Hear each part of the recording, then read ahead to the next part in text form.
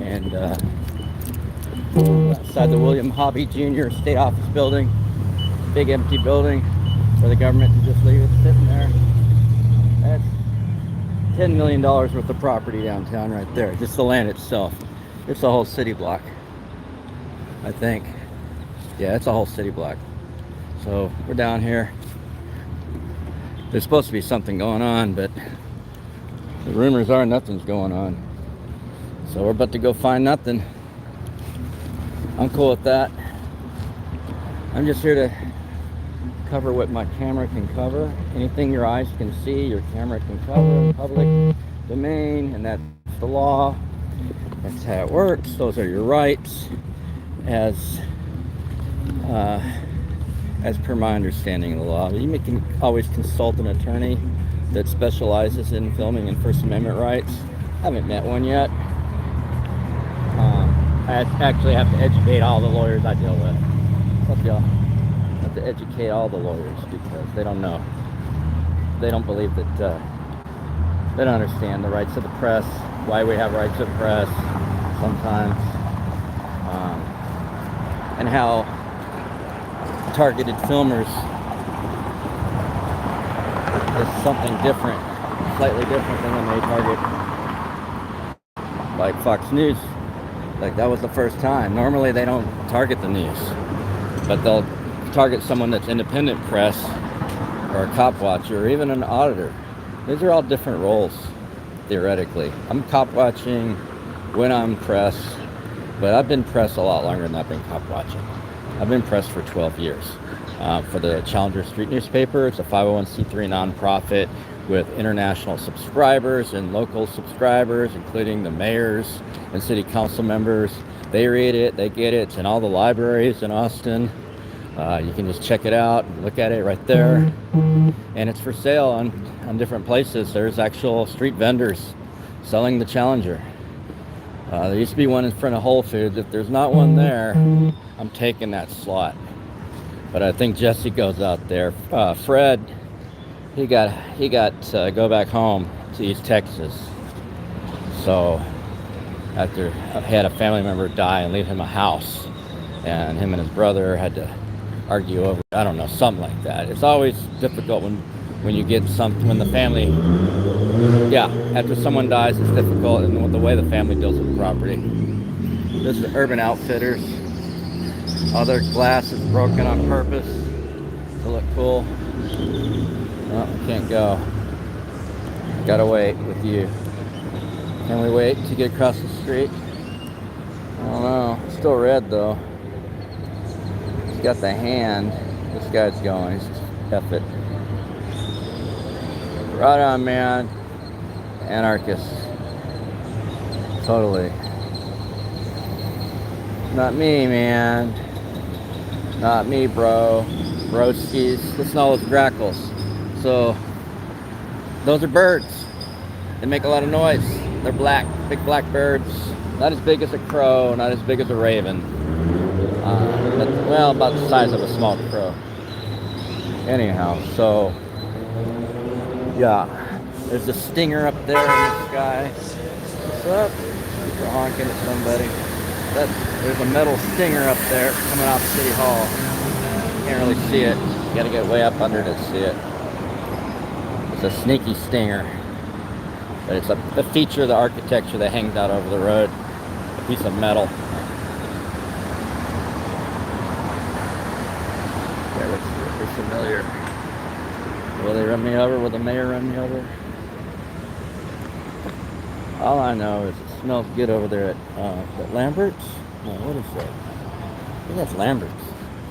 The barbecue smells pretty good.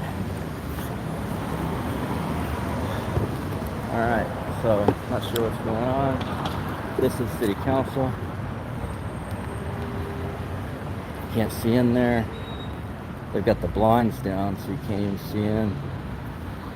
Let's see, is there City Council members sitting up? There is something going on in there. There's something going on in there. Here's the back door where they try to force people out. Today they tried to let the pro-war people, Zionists, come out that door. So-called self-proclaimed Zionists You can look at the city council meetings and see people getting up there saying that I am a Zionist and I'm proud of it. So y'all can stop with your conspiracy theory crap. They're actually people that believe in it. Actually people that live it. Are they from Israel? I have no idea. I mean, I worked with a guy from Lebanon. He was Jewish. And I also worked with the guy from Palestine. He was not Jewish. Okay. I know where everybody is. Hold on, y'all.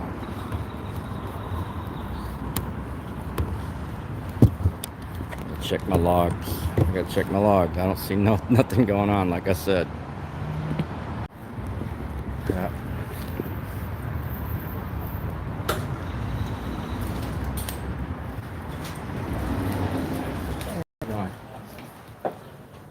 Press.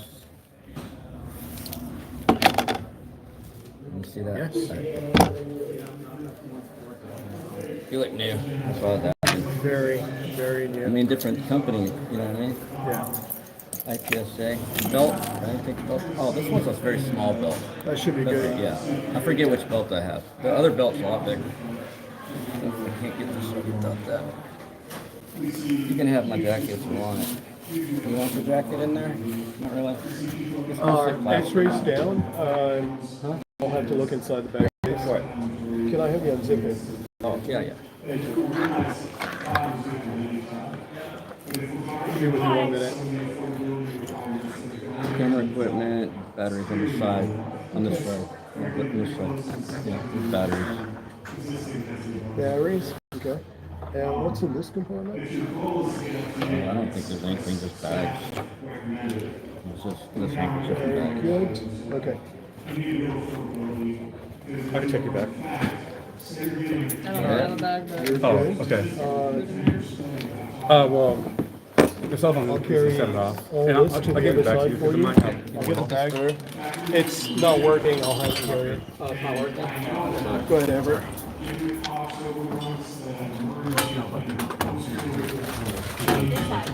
But you can, yeah. Come on through. I'm waiting for that. Heard it clear. Cool. Do I have to check twice or no? Well, unless if you're going to chamber, they're not letting any food or I don't think it's in. they'll check again. Oh, they're going to check again? Yeah. Good for them. Do I put my stuff back on or I keep it off? All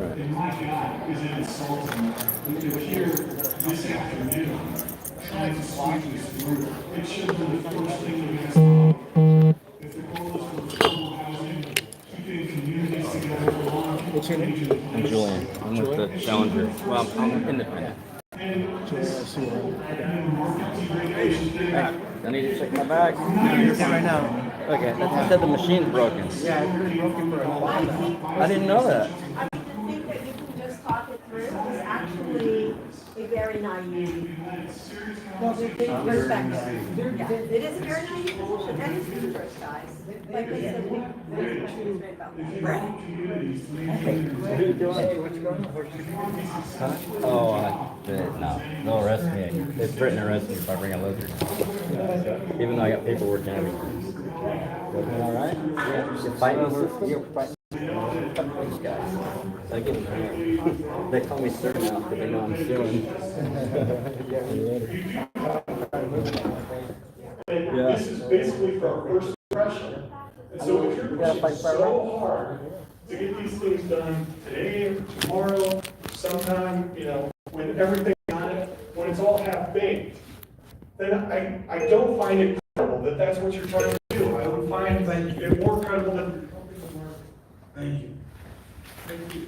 Sarah Herzer. Single-family homes, apartments, condos, duplexes, old and new, expensive, cheap. But with the advent of short-term rentals, we lost so much density, so much affordability. I counted just in my house, there are 15 short-term rentals within 2 blocks of my house. That's 15 households that can't live there. So whatever you do about increasing density, if you don't address that, it'll all be for naught. So I ask for your help in looking at that and your support of Mayor Watson's amendments. Thank you. Thank you. Cynthia Vasquez, Monica Guzman, Chris Gannon, Terry Adams, Natalie Frensley, Alexia Leclerc, Kendra Chavetta, Amanda Carrillo, Sarah Rodriguez, Mar Gonzalez, Ann Dinkler,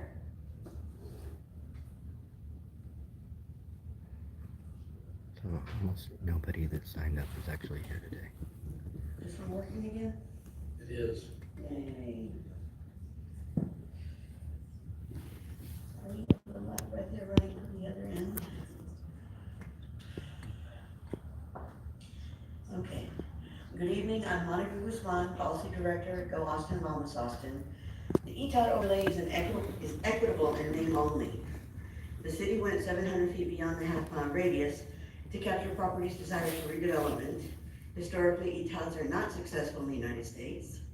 Dr. Jake Wedman testified it in a council meeting in the past year or two. Density bonus ETOD is bad. It's even worse than DB90. It modifies development regulations to allow for an increase in maximum height up to 120 feet, and developers can also make requests for even taller buildings. TODs are intended to increase transit system ridership and decrease the need to own a personal vehicle. However, transit ridership to work in the census tracts of study has seen significant reduction since 2010 by between 41% and 73%. TODs also aim to include a mix of businesses and services that meet daily needs so that households can reduce their reliance on a personal vehicle to access opportunities. Correlating with the reduction in overall transit ridership to work is the increased percentage of households making over $200,000 and the percentage of people working from home. The average percentage of households without cars has also decreased across all TOD census tracts by 60%. A high rating from the FDA requires comprehensive affordable housing plans that include efforts to preserve existing affordable housing, both legally binding affordability restricted housing and market rate affordability housing. A high rated plan must also explicitly address the needs of extremely low income households. A DB ETOD does not protect existing affordable housing or address the needs of very low income households. As drafted, DB ETOD even allows for a fee in lieu to be paid instead of providing on-site affordable housing on the transit corridor, resulting in a low score. In fact, many of the existing residential properties the city has included in its map of properties to be upzoned are older, more affordable complexes. Earlier this week, the Austin Neighborhood Council Executive Committee met with Mayor Watson's staff. We heard back that the mayor wants to postpone this item as stated in his motion sheet 2. We urge you to postpone item 3 to move it in a better direction. In closing, as a D4 resident with no reflection on GABA or any other group I work with or represent now or in the past, you are not the community's council, you're the developer's council. This council has chosen to sacrifice the community for developer profits. You've shown us you don't care about, not getting on my notes, community, equity, displacement, or affordability. You make decisions inevitably creating the very conditions you purport to address, only serving to further displace an already vulnerable population.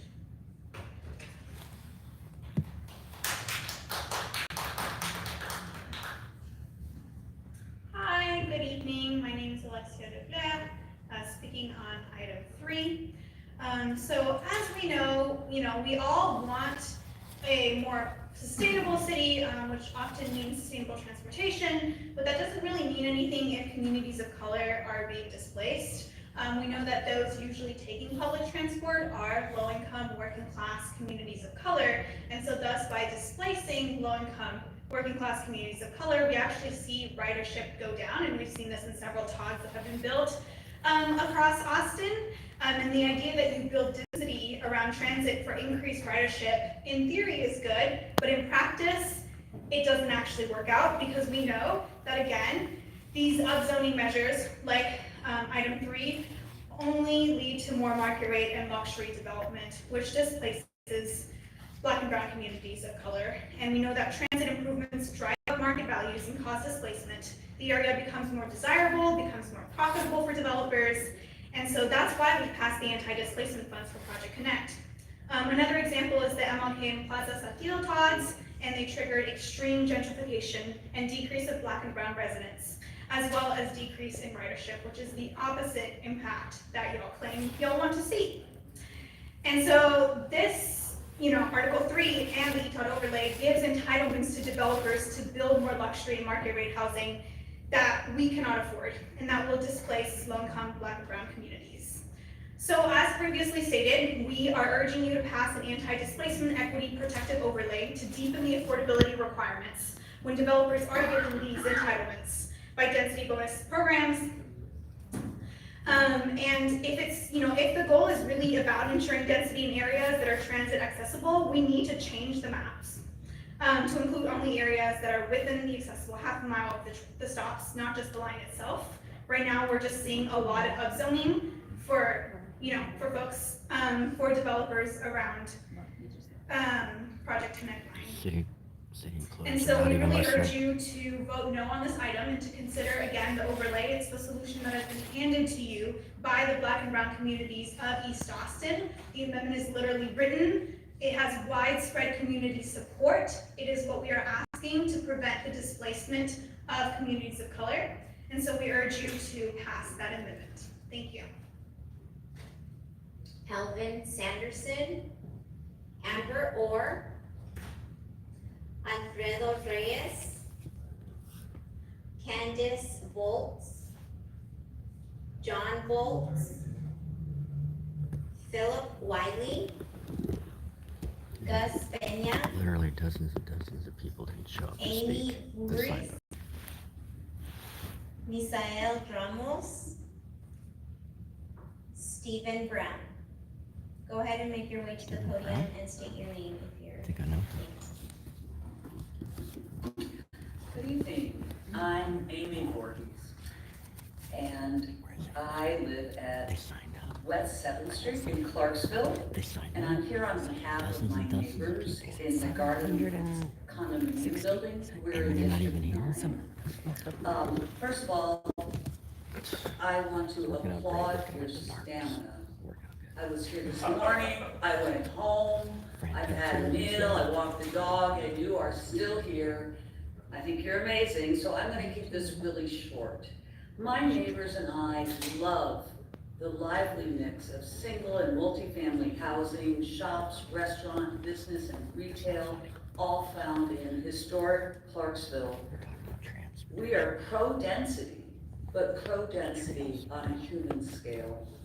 The ETOD overlay, as originally proposed, would devastate our community by permitting developers to girdle this historic neighborhood with a barrier of 10-story glass towers.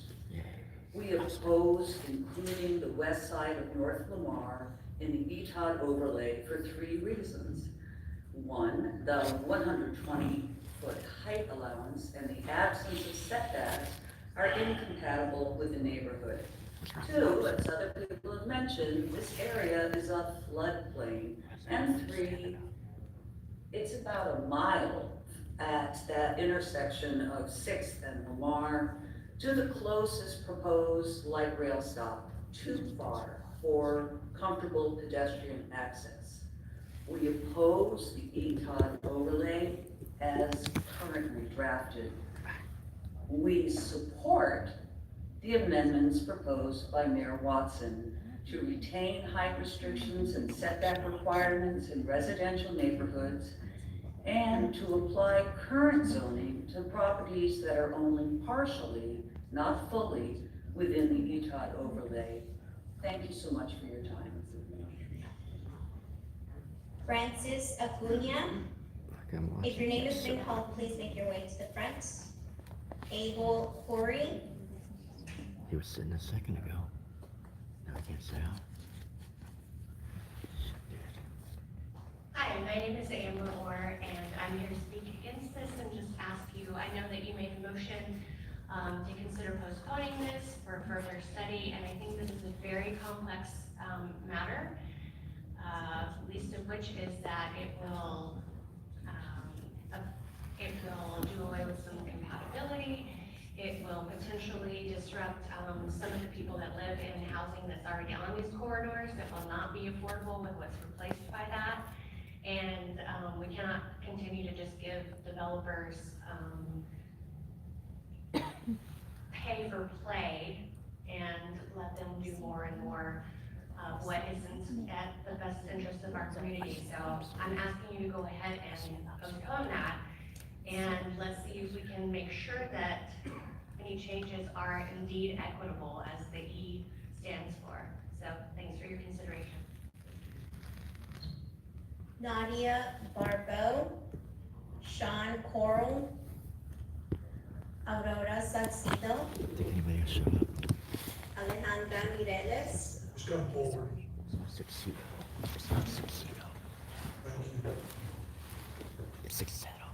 Hello, my name is Nadia Barbeau. I was only able to come here at this time after finishing work today.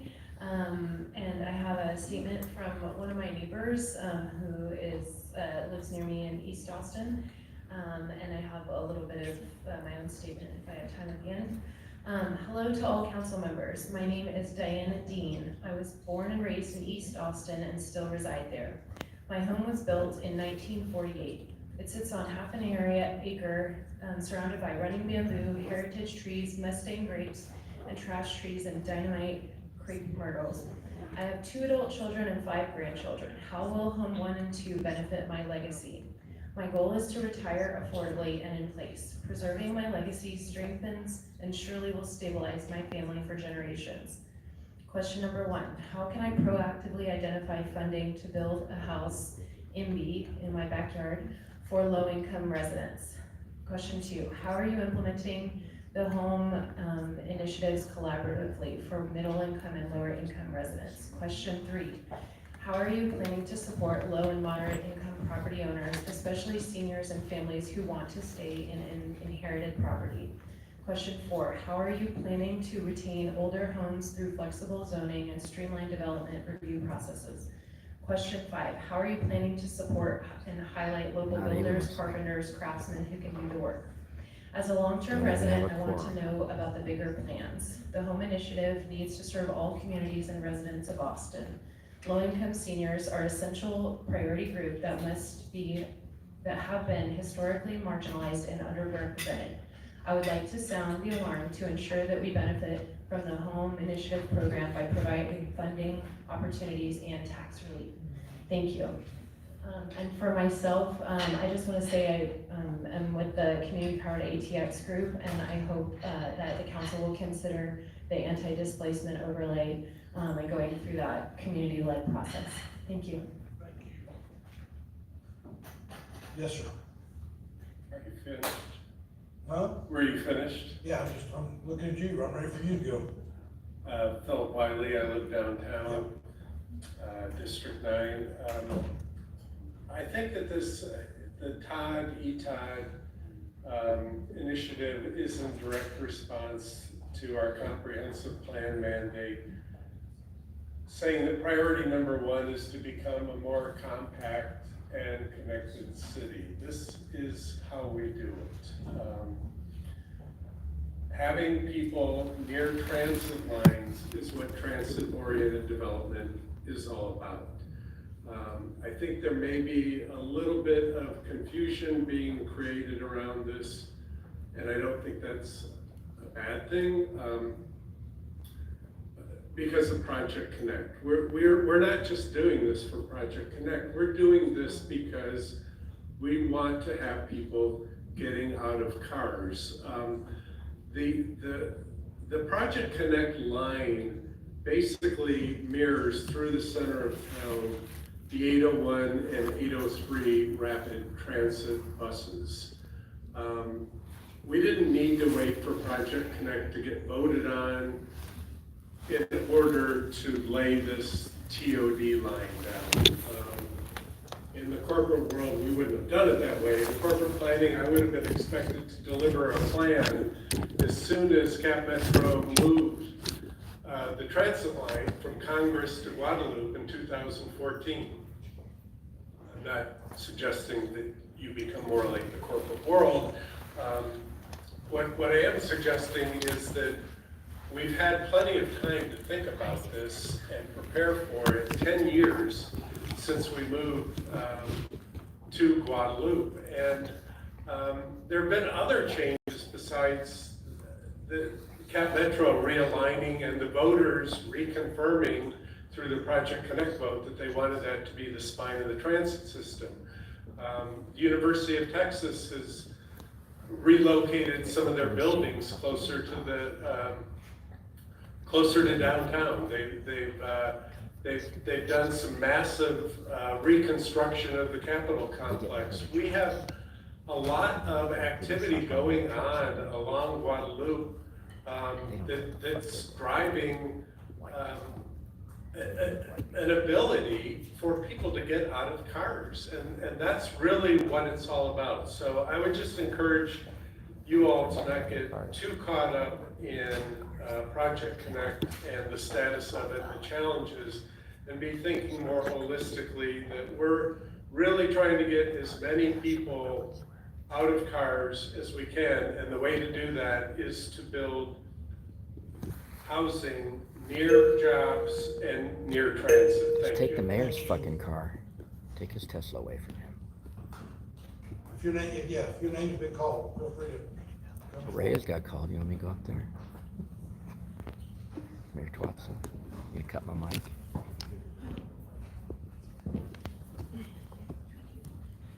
Okay, Jenny Grayson speaking in opposition of item 3.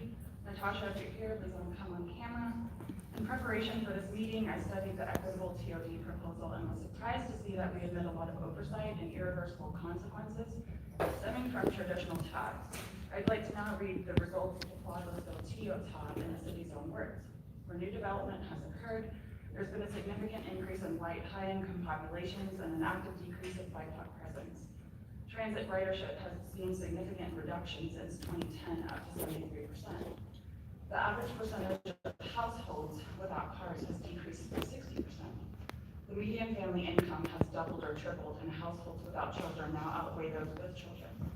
So after I read that, I reviewed the TO proposal to see how we got it so wrong. What were we even talking about? And now I'd like to play a game with y'all to called Guess Which Proposals These Statements Come From.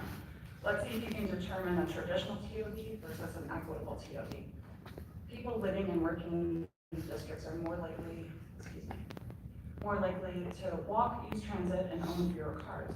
Or these districts allow households to use city transit as their primary mode of transportation, essentially making it easier to go car-free.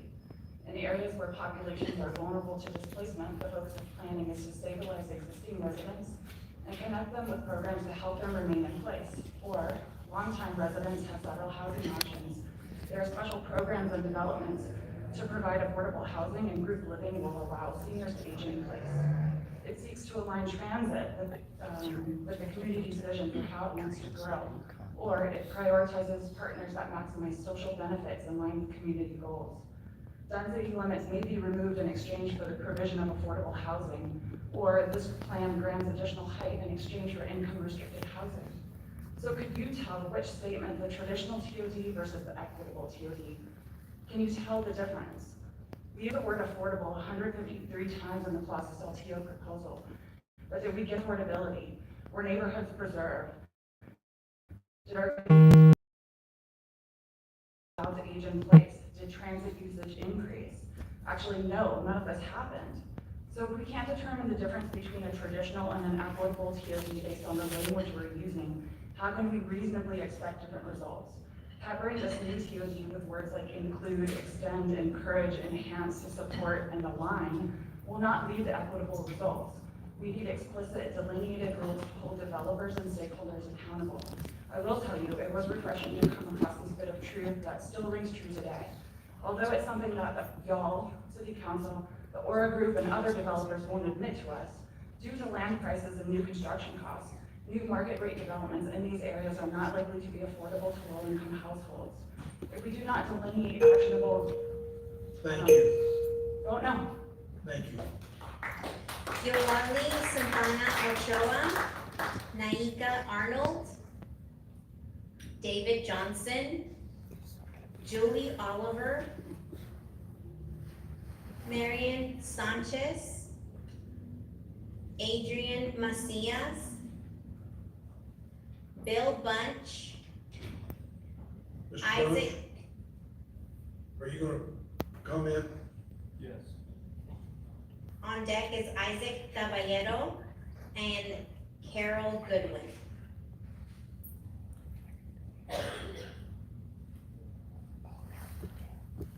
Mr. Caballero is here, or Ms. Goodwin, please come forward. Thank you, Mayor. Council members, Bill Bunch with Cedar Springs Alliance. I just want to start by saying thank you to the mayor for your proposal to postpone this till July 16th. I hope you stick with that. I think there's still so many questions that are unanswered here. Looking at the background reports from staff, I'm not seeing anything there at all on impacts for flooding, impacts on trees, impacts on water quality, capacity for water and sewer to serve these areas. Densifying along these corridors is that does align with our Imagine Austin comprehensive plan, which we have supported. And we certainly, this approach overall makes sense at some level. But the comments you heard from Robin Rather about not figuring it out in a holistic way that brings the community together rather than have us fighting is a lost opportunity. It's failed leadership. It's broken campaign promises. The displacement on people is not really evaluated, best I can tell, as well. And also on our funky local businesses. I mean, what's going to happen when places we all know and love disappear? I don't see any of that thinking going on here. And then, as Susan Moffett pointed out, you build high-rise, high-dollar condos loaded with parking. Y'all pat yourselves on the back by saying, oh, we eliminated minimum parking requirements. What you need to be doing is actually prohibiting parking so that folks who are buying these condos are going to use the public infrastructure we're putting in. And so that they're more affordable because you're not spending a fortune building a parking garage.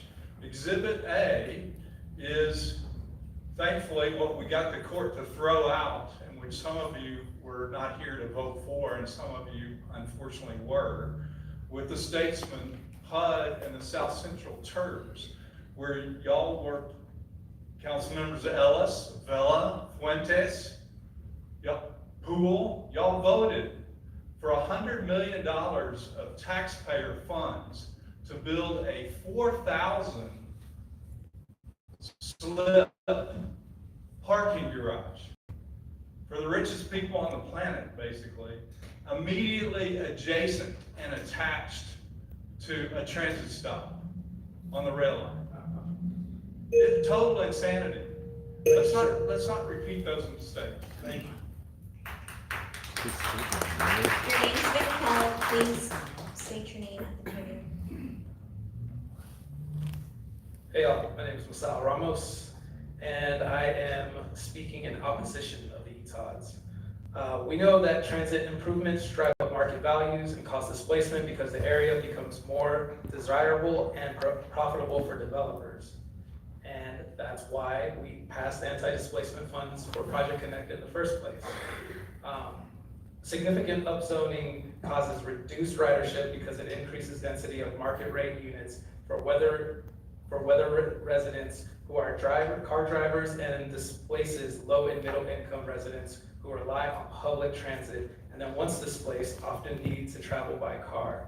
So it essentially just increases more sprawl. In areas that have already upzoned, we see bus stops removed due to lower rates of ridership. The ETOD overlay, as it's currently written, may accomplish the opposite of the purported intent. It's a planned density around transit, increase its use, and decrease car dependency. These are all facts from y'all's ETOD report. For truly equitable transit-oriented development, council must incentivize the production of units at much deeper levels of affordability along transit corridors. And that's between 30% and 50% median family income.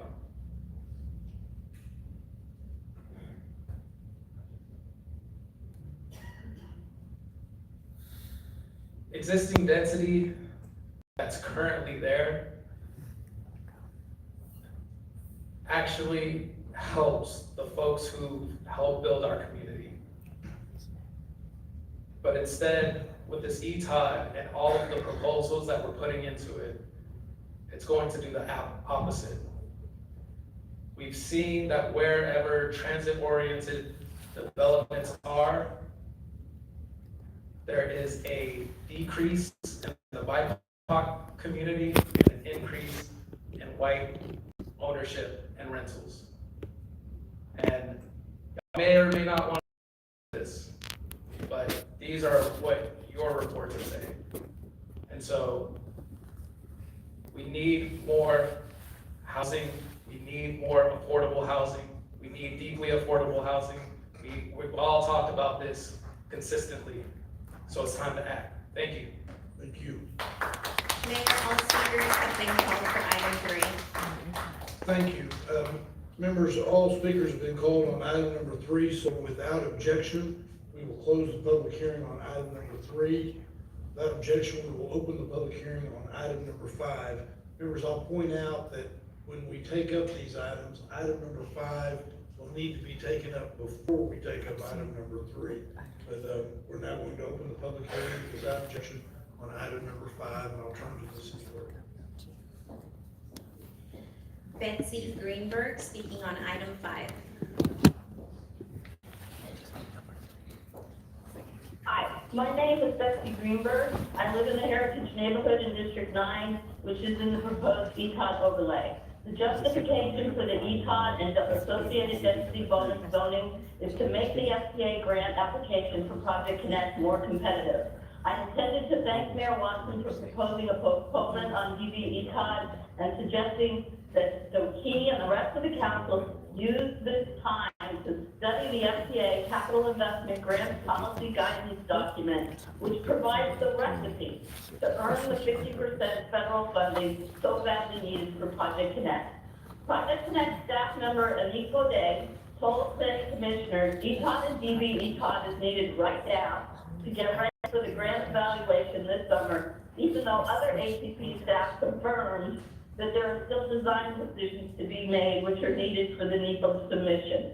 Ms. Godet also told the Planning Commission that scores cannot be expected to change once submitted, and right now scores are all around the medium, except for parking, which is lower.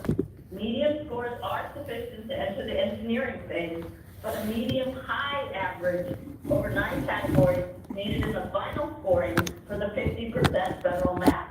If staff really believes these scores won't change, we won't be getting the grant unless we do something different. This is what we should do. Instead of zoning now, initiate station area planning for all stations on the current rail alignment. The FTA expects station area plans and even funded plans for 3 stations. Unfortunately, none of them are in the current alignment. We need plans in place to encourage environmentally sound development with affordable housing and a premier pedestrian environment. Once the entitlements for 90 or 120-foot tall buildings are granted, ATP will lose the flexibility needed to avoid displacement and gentrification and to plan for the right mix of uses and housing types for the individual stations. This will hurt the application for FTA funding. Instead, DB ETOD can be approved as a zoning district with actual zoning delayed until after station area planning is complete. Do not remove or weaken requirements to preserve or replace existing affordable housing and stationary. Losing affordable housing will hurt the grant application. On-site affordable housing is necessary to support transit ridership.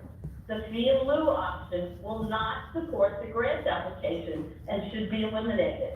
The FTA land use rating is based on station densities, affordable housing, and employment within half mile of the station. The zoning changes should be restricted to the grant analysis area. Finally, use the 300 million in Your time has expired. Thank you. Angela Garza, speaking on item number 5.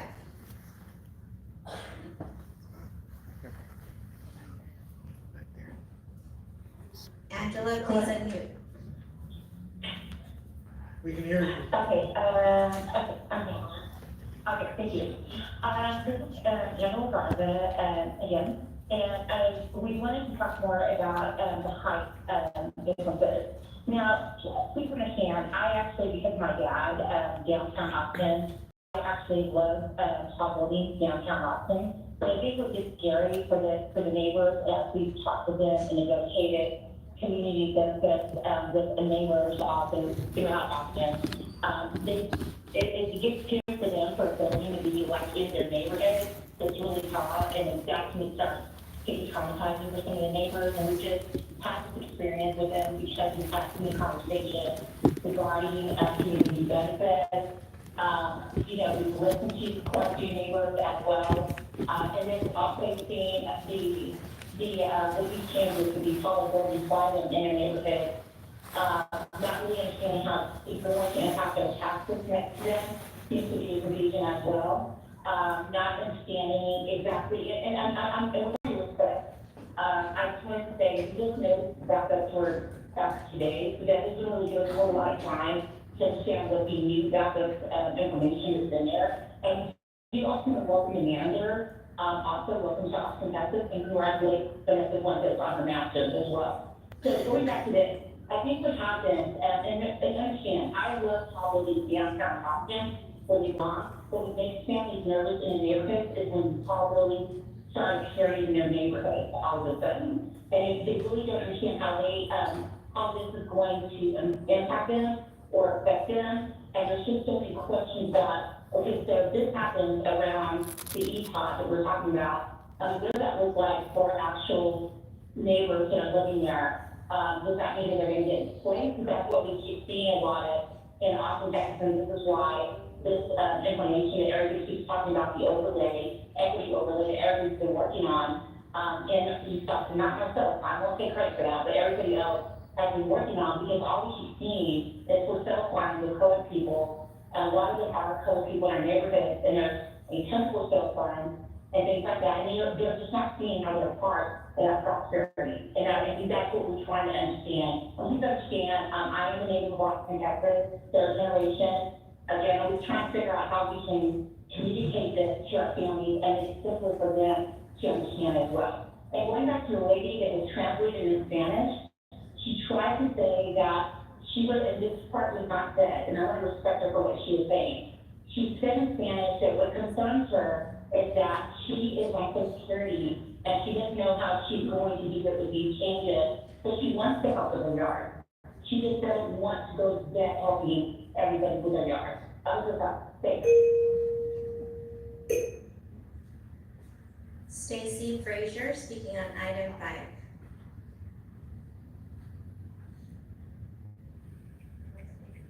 I'll take my time. Thank you. Thank you. Moving to in-person speakers. If your name is called, please make your way to the podium. Paul Robbins, Elias Azar, Bill McCamley. Mayor, members of the council, thank you, Bill McCamley with Transit Forward. It's been a long day, so I'll keep my comments short. These items are critical for the application to the federal government. I've spoken with the FTA, I've spoken with the folks over at the Transit Partnership. they know that this package is critical because the FTA, a quarter of their metrics that they will start next month using to evaluate our plan revolves around more density, because they know more density, more folks that live near more bus and train stops, mean more people who use transit, help the city meet its goals. So this specific item, along with the other package you're considering today, are very critical. Thank you for bringing those up. They're not only critical for transit, though. When we have a better housing and transit system, it's better for all the other things we care about. It will lead to more affordability options for folks. You can save $10,000 a year if you can give up a car because our transit is good enough to get you around and our housing is close. It is good for greenhouse gas emissions. You've heard our friends and neighbors in the environmental community come and tell you, if we do not have more density and more transit, getting rid of some of these sole rider cars, we're not going to reduce our greenhouse gas emissions. We're not going to help fight climate change and all the things that we also desperately care about. It will make safer streets. The more people that use transit, you have a 10 times decrease in traffic crashes and accidents. And that means less people dead, less people here in the city, spending less money fixing roads and sending EMS folks out. We do hope that the council staff can monitor progress on these changes over the next year to make sure that affordability is taken into account, to make sure that the changes you're making get penciled in so that those things get built. And we encourage maybe in the next 6 months or a year to just evaluate that. But we also encourage you not to let the perfect be the enemy of the good. Let's get this done. And Mr. Mayor, members of the council, it's a long day. You guys had a tough 12 hours or so already up here. I just want to thank you very, very much for listening to everybody, for working with not only our group, but members of the community over the last year to get this done. Thank you for doing this. Appreciate your hard work. Have a good rest of your night. Thank you. Greg Anderson, Ty Hawanki, Kimberly Levinson, Riley Patterson, Vivian Patterson. Hi, I'm Ty Hawanki, District 5. Hello again. Yeah, it's been a long day. Basically, I'm in full support of whatever it takes to add more housing along transit. Like I was always saying earlier, more housing community stuff means more people that can use it on a regular basis. It also means it'll justify future improvements to that, because you can say, oh, well, that's actually you're being served by this train. I do want to point out too, like the red line, which has been held up, or specifically the red line COTS has been held up as like an example of failure because of, so many people of higher incomes moving in there, etc. If the train isn't convenient, if it's not been fully invested into, then people aren't going to use it. And my hope is that for Project Connect, that we'll have the level of frequency, the level of time that the trains will actually be running for this to be something convenient. Like people at high incomes, low incomes, people are open to using public transit, but they want that level of frequency and convenience that makes it worth their while. And when it's there, and if you have these people also living in close proximity, that's a win. Like they're going to use it, they will use it for work, they'll use it for play. If we create the zones around those stations too, if we make it places filled with amenities, with bars, cafes, restaurants, etc., grocery stores, people can get their needs. That means less car trips. That means less traffic for everybody else on the roads. That means less car crashes. It's just a good thing. And I hope that you guys follow through and vote yes on this. Thank you. Thank you. Zishan Malik, Luis Ostalugo, Elizabeth Wood, Edgar Handel, Anush Razian, Adam Greenfield, Nicole Nosek, Miriam Schoenfield, Stephen Reed. If your name has been called, please make your way forward. Ucha Abba, Bobby Levinsky, Kai Gray, Ryan Paziski, Sean Atkins, and Lonnie Stern. Hi, I'm Ryan Paziski, District 1. I support this. I hope you will support it too. Thank you very much. Good testimony. Rice Jackson, Justin Ehrenstein, Mike Canati, David Sullivan, and Cindy Reed. Dave Sullivan, District 9, what Ryan said. Thank you very much. I hope you support this.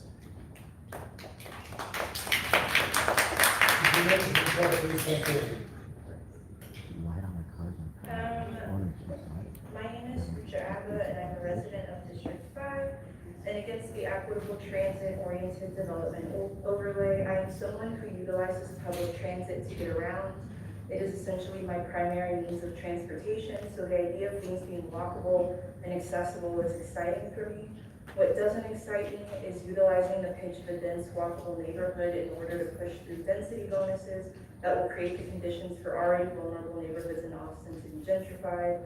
The current overlay proposes giving developers in exchange for density bonuses, which is 12% of ownership units at 80% MFI and 15% MFI of rental units, or 60% MFI, which is about $1,200 for a studio apartment. We know that transit improvements drive up market values and cost displacement because the area becomes more desirable and profitable for developers. That's why we passed anti-displacement funds for Project Connect. The MLK and Plaza Saltillo TODs triggered extreme gentrification, which with decrease in Black and brown residents as well as ridership. The ETOD overlay gives entitlements to developers to build more luxury, market rate housing. We can't afford displacement of low-income BIPOC and increase the percent of white affluent car drivers. A blanket half-mile watershed around the entire line being the measure used to identify locations for development would mean that locations not near stops would be cited for this density bonus. If the idea is that the bonus adds density near stops, then it needs to be applied thoughtfully at the actual stops with considerations for the existing housing conditions. Allowing for density does not make an area walkable if someone still has to walk a half mile to get from new developments to an actual bus stop.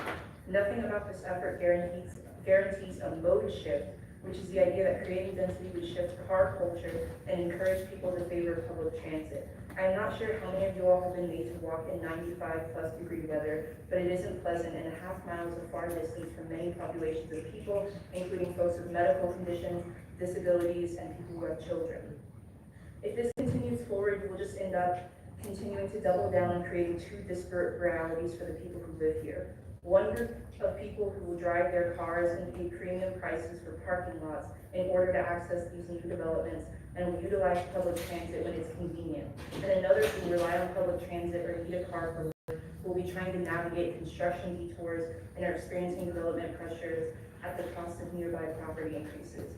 There's a lot of magical thinking happening for people who do not spend enough time grappling with what is needed for actual equity, the E in the ETOD. Just building housing does not make it affordable. Just putting homes and businesses near transit doesn't make it accessible. That's all I got.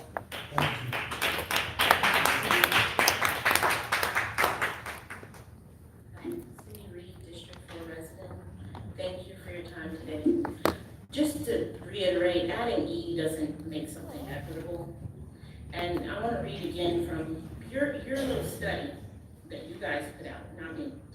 The frequency and rate of parking reductions shows some promise in curbing residents' reliance on personal vehicles, but there is more to make it feasible for more Austinites to make the shift in riding public transit. Look, we're in 100+ degree heat. Our summers are getting to be miserable. I grew up in Austin. It was actually raining every summer. Not anymore due to climate change.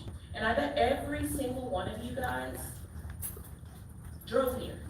So who is this really for? It's probably still taxed. Cap Metro was created in 1985. Poor people have been taking the bus and taking half the day or a full day to get where they need to go for years. Now that transit is popular and the buzzword in certain communities, we want to invest in transit. But again, light rail or rail, even in New York City, is in a death spiral. It's not profitable. We need to invest more in buses. They're flexible. I saw it with Q2. I live near Q2, and they were able to create a bus stop right before the game started in their inaugural year, which is great to bring people aboard via the bus. But no, the rich people that want this are not going to take the bus. They're going to take light rail. So the elderly, disabled folks, people like myself, I've got 2 young children, the working poor, they need their car. The tradespeople, they need their car. We're going to make it so expensive. Who is going to paint your house, fix your AC, install your fans, and do your electricity? Who is going to do that? It's going to make those things more expensive. How are people pushed out to Pflugerville, Maine are going to be able to return? I've seen this in other parts of the country. When you start removing parking, what you're really doing is creating an invisible wall, keeping people out, keeping them from their churches and their centers of refuge. Because you start to remove parking, you put in tolls, and then when they're trying to come back to the city to go to their place of home, they can't even park. ETODs are for the privileged, and we really need to rethink this. Are we trying to be like Europe to create suburban ghettos? Because that's what it sounds like. We need more bus transit, and we will reduce our emissions more by eating less meat. I mean, I've heard that, you know, I'm a Texan, so I love my barbecue, but yeah, this ain't it. Better off for talking about barbecue, right? Liliana Medrano, Peter Breton, Karen McGraw. Is Karen here?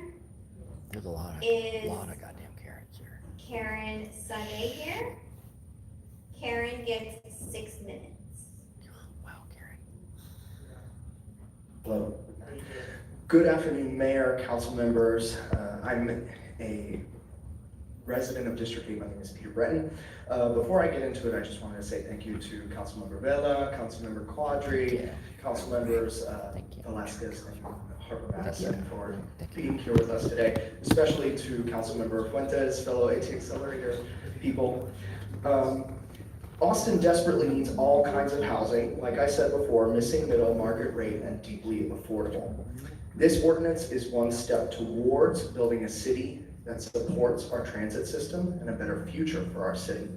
There's a lot of good things in here, like the conditional and prohibited uses, but I don't think it goes far enough.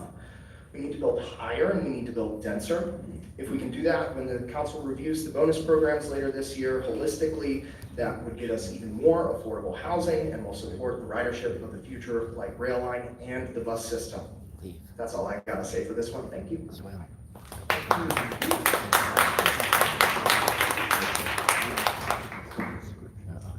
Good evening. Yeah, it was a dark day today, but when so many citizens are angry at the mayor and city council,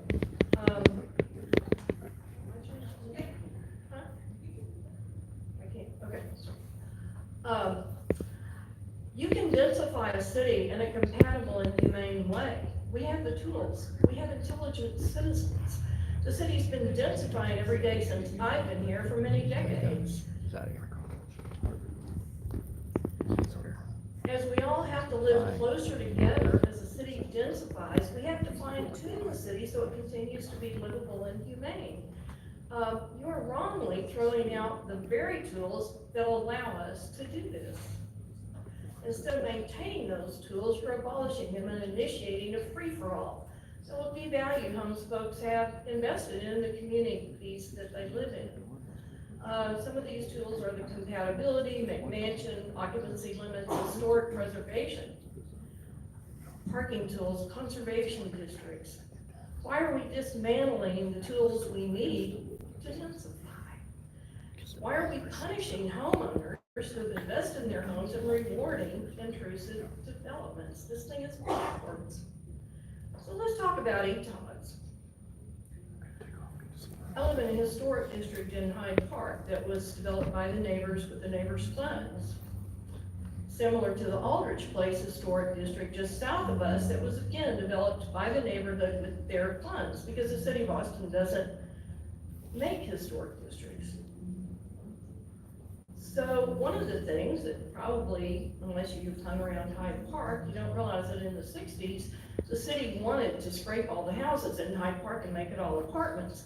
But there were people living in the houses who wanted to live there. So what happened was, if somebody wanted to pull out a couple of houses and put in an apartment building, the city would help them do that. So we have all these little apartment buildings that were just dropped in between houses. And they're 2 stories, they're 100% impervious cover, nobody minds, the people who live there are fine, the density is fine. But they're all covered with the ETOD now, which runs over all of this. So now, maybe they'll take them out and put a great big tall building on a block of historic homes in a historic district. Is that your intention? I'm just really surprised.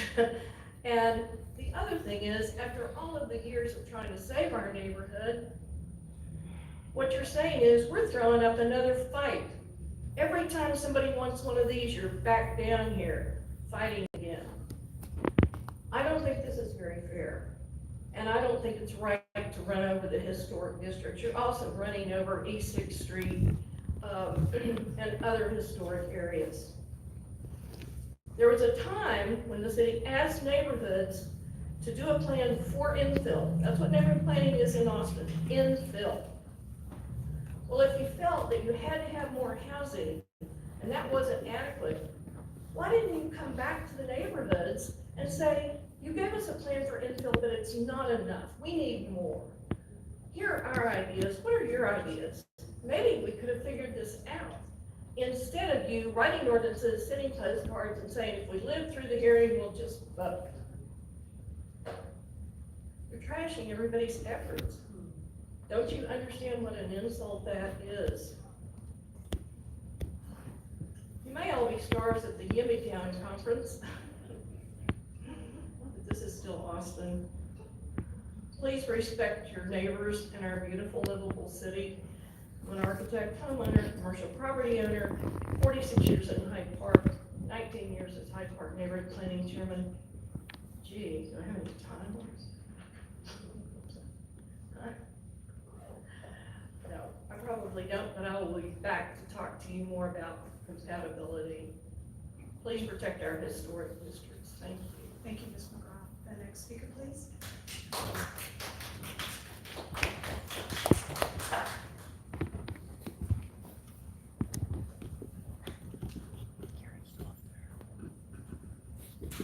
Sorry, I'm setting up my timer.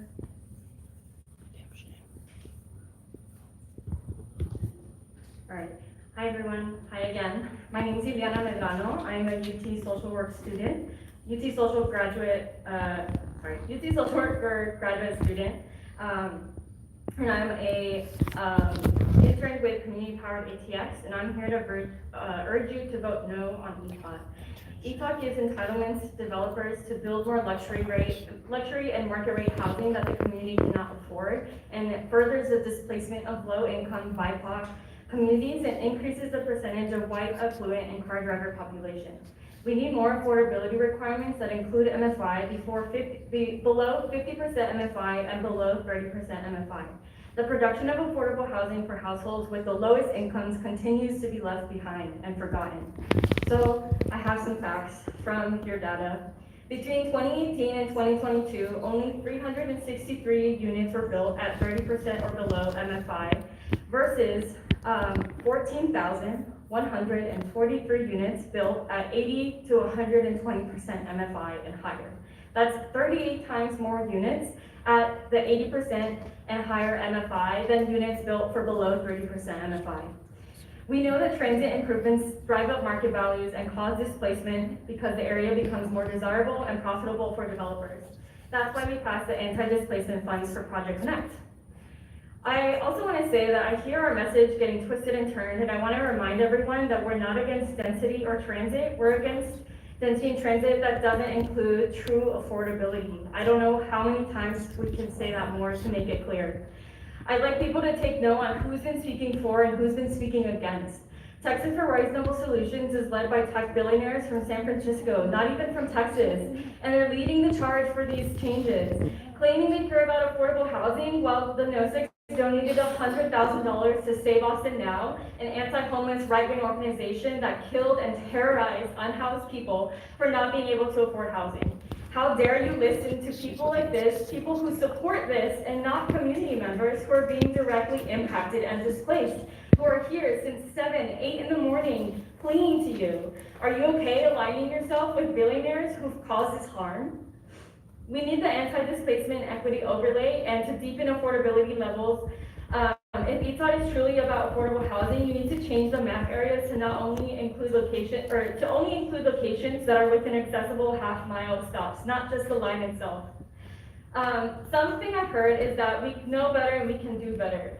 But as we've seen, you're not doing better. You're clearly know better, but instead of doing better, you're choosing to do worse. Again, don't make displacement your legacy. Come November, we will remember. Thank you for your time. Shaylin Jury, Shaylin Rounds, Scott Turner, Gerald Balaka, Richard Heyman, Max Mann, Rita Thompson, Carlos Piñon, David Rice, Judah Rice, Jeff Dickerson, Eric Hollis. If your name's been called, please make your way to the podium and state your name. Hi, Rita Thompson. Okay, so it's so much, it's so fast, it's like drinking from a fire hose. So density bonus program that modifies height and compatibility in exchange for community benefits. But I don't think the community, which is not homogeneous, thinks you understand what they're telling you they need or want. I came from an era where there were neighborhood plans, and I think they've all been put in the shredder. Changing compatibility standards will come in conflict with existing ordinances, like the tree ordinance. So when this happens, I'm concerned that new LDC will take precedence and there'll be harm, or perhaps there'll be some banter and y'all will go into executive session or be sued, and then it will make it to the Board of Adjustment, which just stated at their last meeting, hey, do you think we need a presentation on home? Those poor people, this is no fault of their own. Guys, they're gonna get slammed because that 0 feet or 5 feet, the tree canopy and the tree ordinance, like this is what we're saying. Councilmember Alter, I've called your office about the tree ordinance. Not even close. Even with y'all really, I think, responsive to me. I would appreciate it. But I mean, there is nothing in the works here.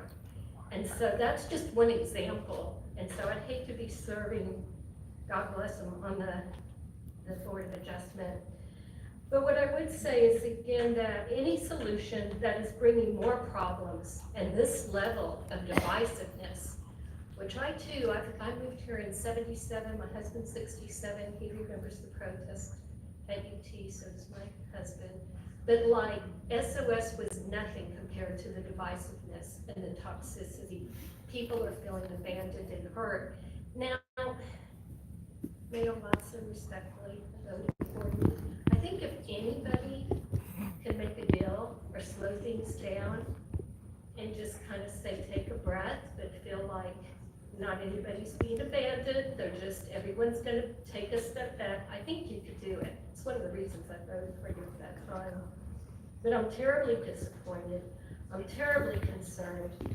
I don't think there's any shame in showing a little bit of integrity and humility at this point. For all of you. I just don't think there is. And I just have to say again, I'm gonna take liberty here because I served on the planning commission. And the attitude coming from that commission, I'm not gonna mention, but the lack of humility and respect to the communities of color. I mean, basically cheering and nodding on people they've already aligned with. Thank you.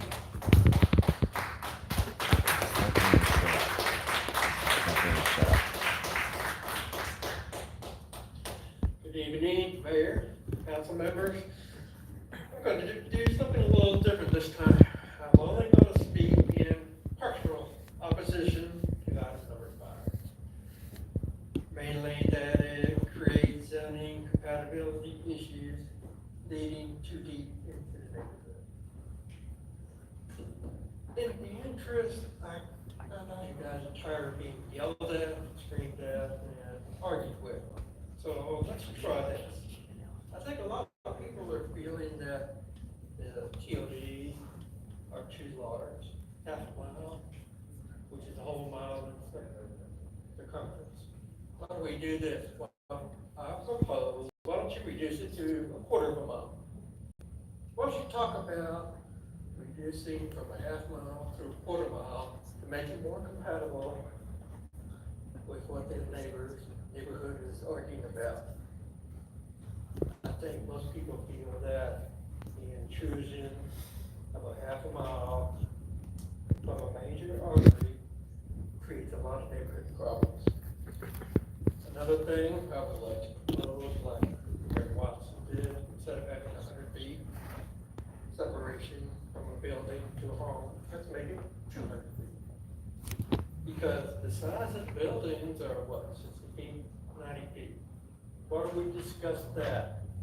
This is the art of compromise and listening to what council and staff have chosen and what the neighborhood would like to see. Thank you for paying attention.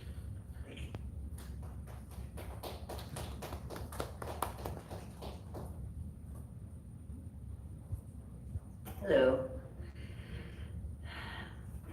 My name is Max. I live in District 9. I'm a renter. I'm a graduate of UT Austin, and I'm here representing myself today. I am testifying against this item, not because I don't want a dense city or because I don't want density around transit, but because while we need to pass an overlay to require affordable housing along transit, there are several issues with the way that this plan is written that I'm really not sure why council hasn't addressed this or the other urbanists in the room have not addressed or are in favor of. For instance, of the 1,095 properties that are proposed to be upzoned by this ETOD, only 19.7% of that acreage is within 1/4 of a mile of the proposed transit stations. I'm confused as to why it's spread out this way, why it's not a more plan that focuses more on being accessible to people who walk or use mobility aids to get to their transit stop. I'm concerned that the density in this ETOD won't actually be a reasonable walk for people who use transit. And I'm confused about what method was used to determine what was included in the ETOD because it doesn't appear to be any standard determination.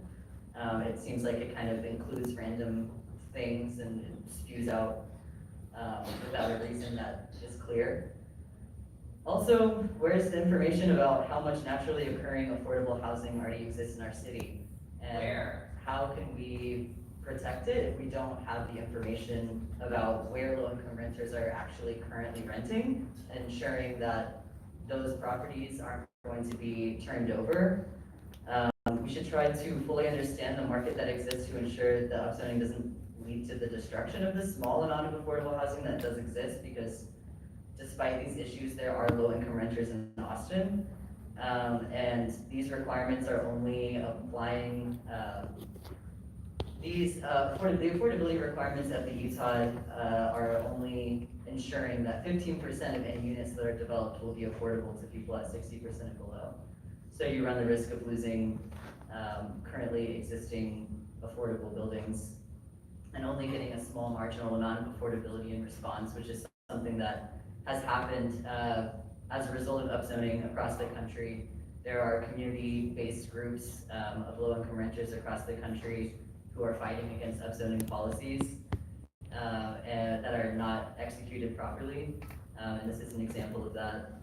I'm wondering if anyone can define equity and what is the equity that's in this plan? Why is it called equity transit-oriented development?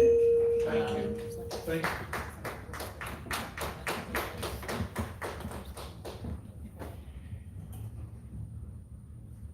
Good evening, Mayor Watson and council members. My name is Carlos Pignon. I'm a renter in District 5, and over the last 8 months, I've been astounded at the way I've seen you speak the language of profit You fail to listen to your community, your constituency, to the working class people and people of color who have lived here for decades.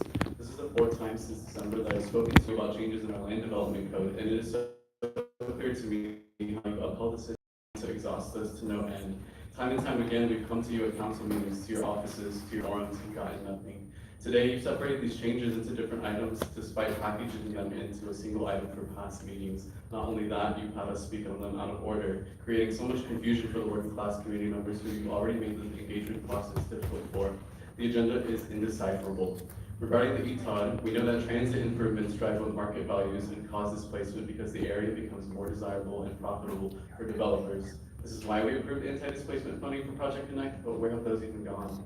The MOK and Plaza Saltillo TODs triggered extreme gentrification with a decrease in Black and brown residents as well as ridership. The ETOD gives entitlements to developers to build more luxury market rate housing we can't afford. You know well this will lead to the displacement of low-income communities and communities of color while increasing the percentage of white affluent car owners. This ETOD should have been presented to us without the E, because as with all the proposed land development changes in front of us, where is the equity in this? Community Powered ATX has handed you an opportunity to do right with a well-researched equity overlay containing real solutions.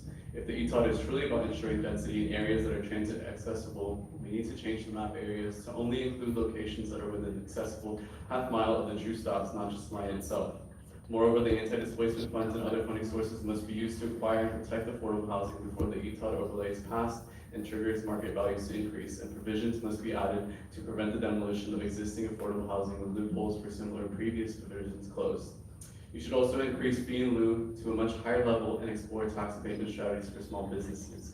Council, you know that this isn't a fight against density, it's a fight against density without regulation. As stated, we need to pass an anti-displacement equity protective overlay and to deepen the affordability levels required when developers are given entitlements by density bonus programs.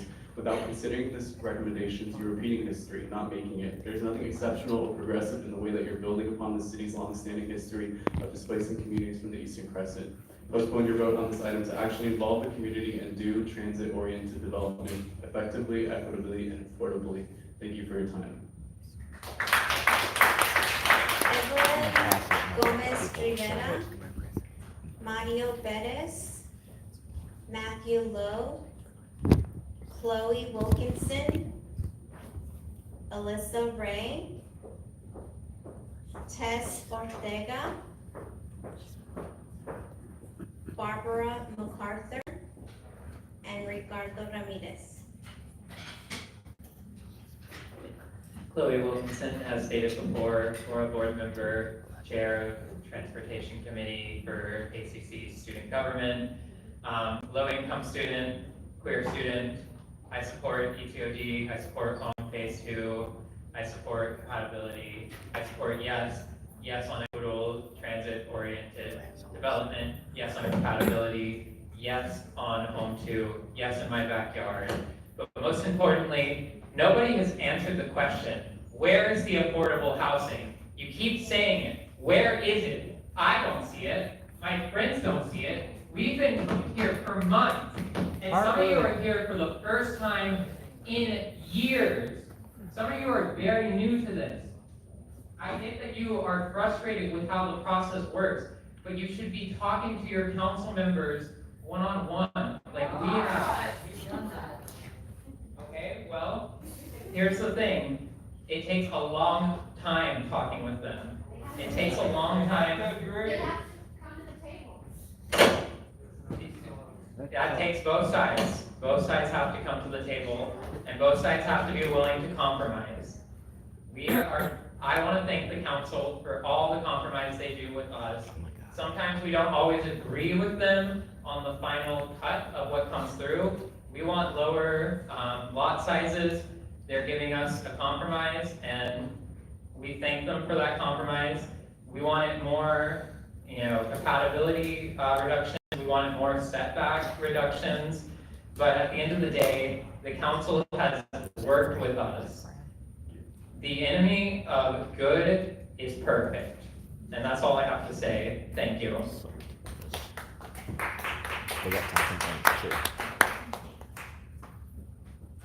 Tess Ortega, resident of Council District 4.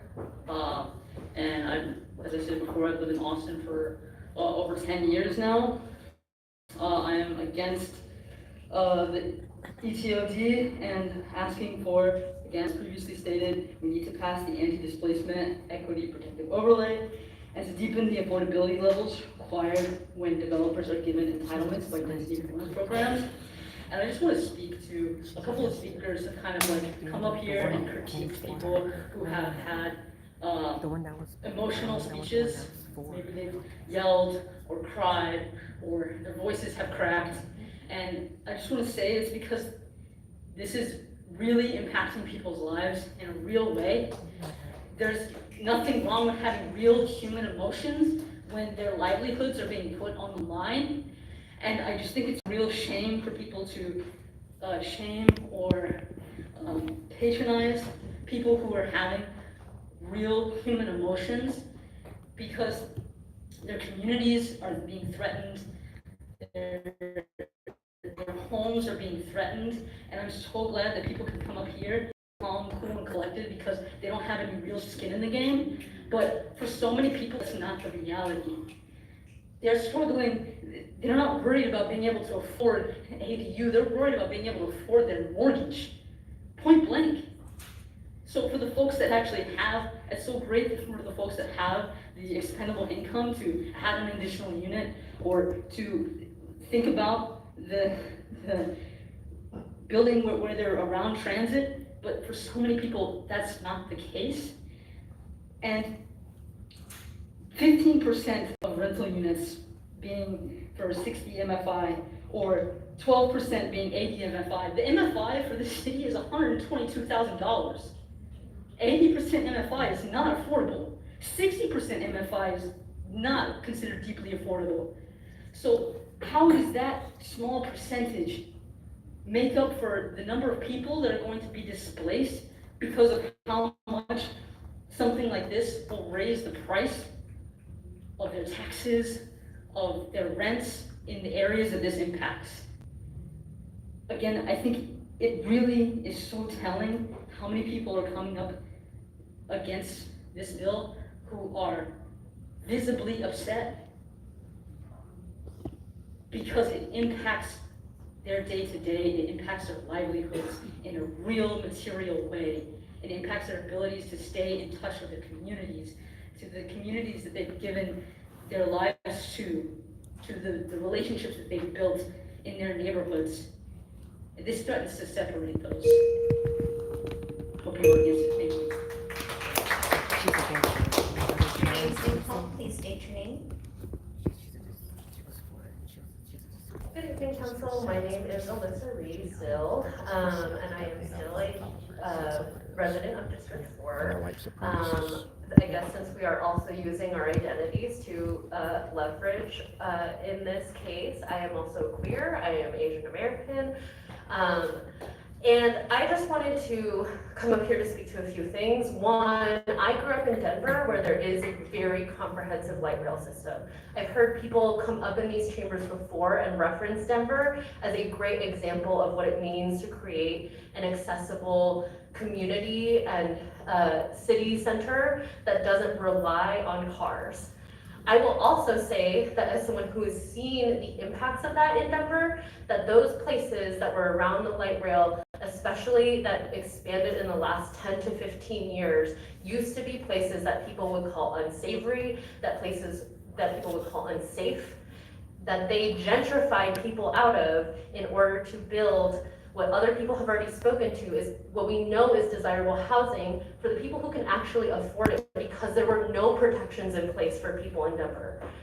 And so I think we continue to return to this point that people are not against some of these things that are being put on the table, but it is the fact that there are so few protections for people who really need to be close to this transit, who actually need it more than some people who have come up to speak today.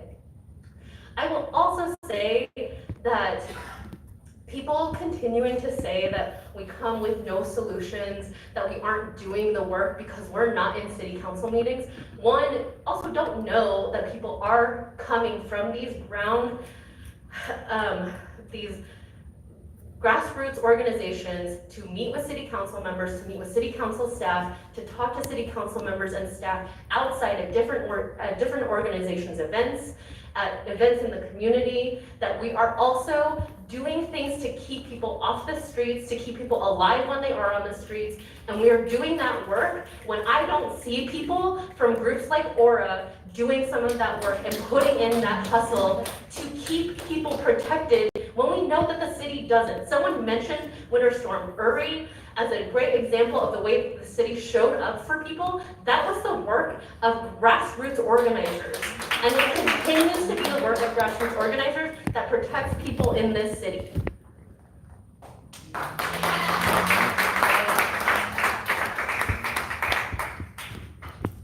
Hello, my name is Shaylin Rounds, and I'm a resident of District 3. I just want to say that if these policies were being brought by Black and Brown communities, you know, and people were saying that it was going to benefit them, that'd be one thing. But the fact that it's brought by like developers and rich people, and especially white, you know, upper middle class people, kind of speaks to who it's going to result, you know, who's going to bring benefit to. We know that transit improvements drive up market values and cause displacement because the areas will become more desirable and profitable for developers. That's why there are anti-displacement funds that come with Project Connect that would be great if you know, y'all use. The MLK and Plaza Saltillo transit-oriented developments triggered extreme gentrification with decreases in Black and brown residents, as well as decreases in ridership. The ETOD overlay gives entitlements to developers to build more luxury and market rate housing, which the people who are going to live in this luxury and market rate housing aren't going to be riding the bus or the rail. So it's going to have poor results. But anyway, so there's going to be displacement of the low income and BIPOC communities and the people that are living there now. And there will be an increase in the percentage of whiter, more affluent car driving folks, which nothing against them, but it will come at the cost of displacing communities and uprooting them and pushing them further away from Austin, which is not okay. That's not a sacrifice that y'all should be willing to make. As stated previously, we need to pass an anti-displacement and equity protective overlay and deepen the affordability levels that are going to be required when developers are given these entitlements. The density bonus programs and stuff, you know, they need to have higher, more stringent requirements attached to it of like what's affordability. If the ETOD overlay is truly about ensuring density in the areas that are transit accessible, we need to change the map not only to just include locations that are within an accessible half mile of the true stops, not just the line itself. So these are going to need to be like really thinking, where are people coming from and where are people going when they're using this rail, not just it looks good on the map because it's going to the middle of the city. The anti-displacement funds and other funding sources need to be used to acquire and protect affordable housing before the ETOD overlay is passed and triggers these market values to increase. And provisions must be added to prevent the demolition of existing affordable housing with loopholes for similar previous provisions closed. But ultimately, this should either be postponed in order for the transit-oriented development to be done effectively and actually in context for what, you know, Austin is looking like, or the amendments.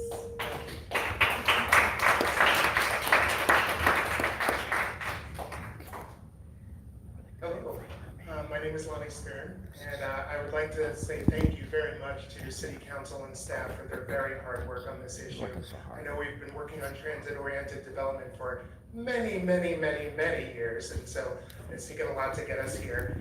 And I'd like to say thank you for finding ways to find more places for people to live and work and shop along the light rail line and investments that we're making in our city. This will prevent us from moving further and further out and paying more in tax dollars to build roads and fire stations and power lines and sewers further and further out and getting stuck in more and more traffic trying to get in each day. I also want to call your attention to the conditional and prohibited uses that are part of this plan. As a zoning and planning commissioner, it's become obvious that some of these uses limit our ability to build housing for people to live in, or offices for people to go to work on our primary corridors and boulevards or arterial roads. This is why we have public storage instead of places for people to live. This is why we have one-story surface lots. This is why we have a Starbucks drive-through 1 block away from downtown. These things cannot go on as we are the 11th largest city in the country. Now, it's been frustrating to see that and scrap yards, parking lots, car lots, where there should be abundant housing in neighborhoods, and I applaud you for finding a way to make that change. I would encourage you to look at all of the Imagine Austin corridors.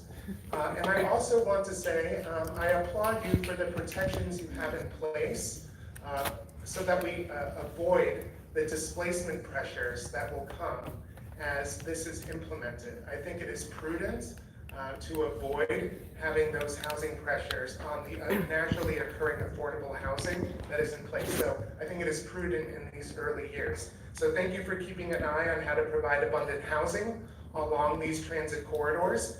So that way we can make it possible for more people to choose to live car light or car free as we double in size over the next 20 years. Thank you again.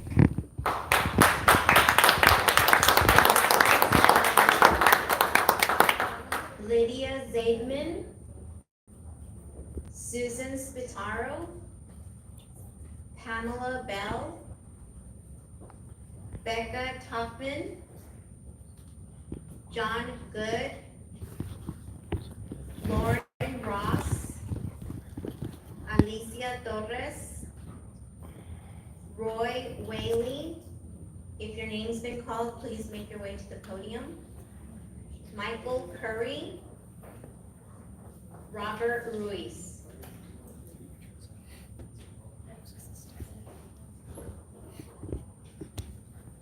Good evening, council members. My name is Juniper Lauren Ross. I live in District 9. I am still organizing with Undoing White Supremacy Austin, a volunteer-led organization with more than 2,000 folks who vote for you and are in our alignment for racial equity. I also organize to support community-powered ATX.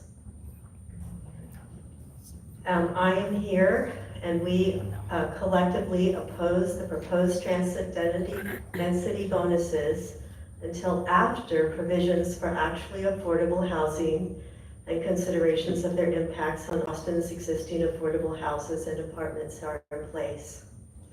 I appreciate your proposal, Mayor Watson, to delay this vote until after July 16th. Community-powered ATX has been working hard for months to help Austin residents understand the implications of the votes you are considering tonight. Folks actually take the bus across Austin to participate in their meetings because that's the only way they can get there.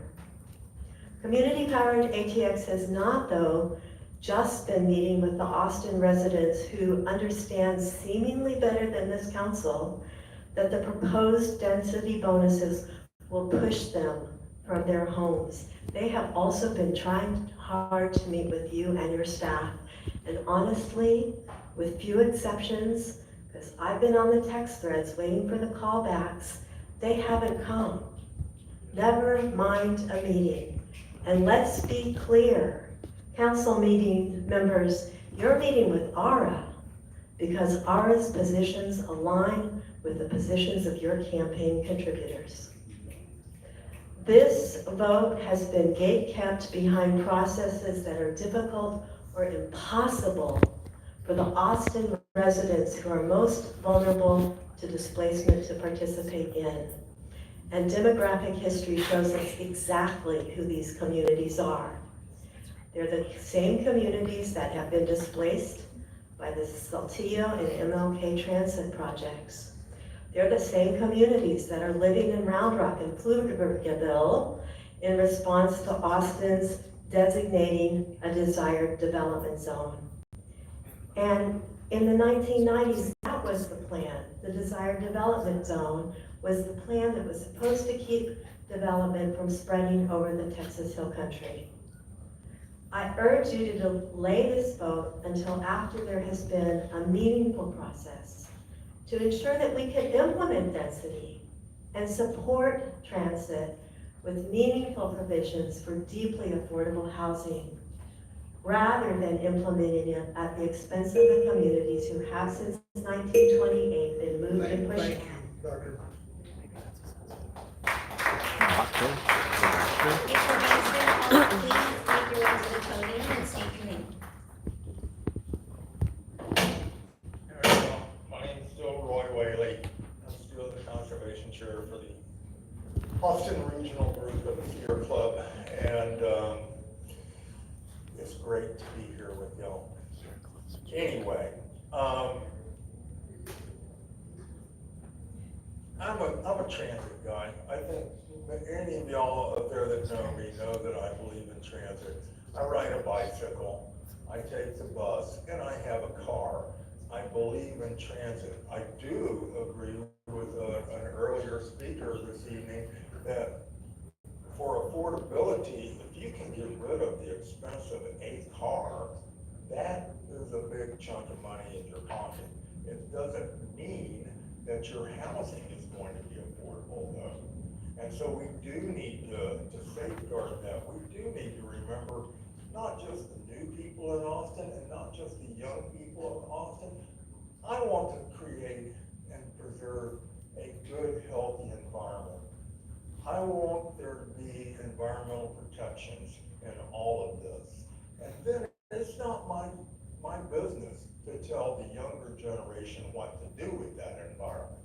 I just want to make sure that I'm able to hand off, I can do my part to hand off a healthy environment. I hope that generation doesn't screw it up like my generation did. And we tried, but we still blew it.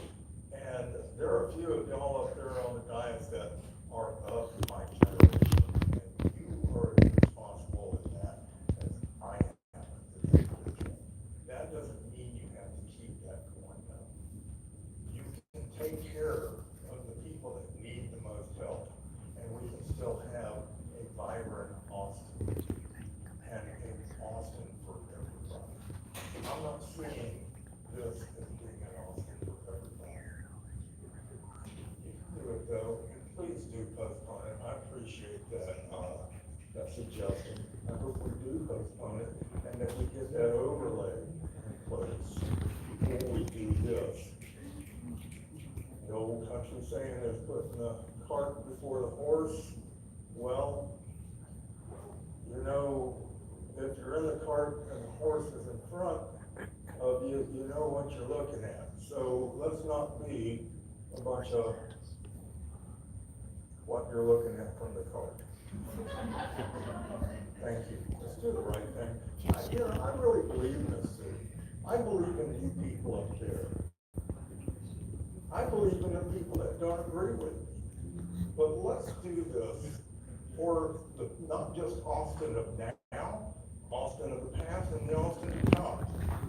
We need to really more carefully think about this. Let's postpone it. Thank you, Mayor Watson. Your time is up. Sarah Campbell. Your time is up. Ryan Mr. Mill. Whaley, thank you. David Carroll. Julie Woods. Craig Nazer. Alexander Choi.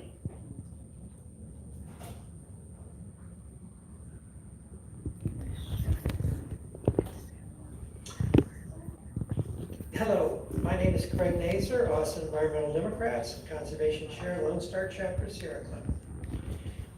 Excessive building height can create problems when constructed near single-family homes. Aside from the obvious changes to privacy, excessive height can have negative effects on vegetable gardens, established plantings requiring lots of sun, and trees. Such changes can also create drainage problems as well as changes in microclimate. Such changes could also have negative effects on solar energy. Austin Energy has encouraged Austinites to invest thousands of dollars in rooftop solar.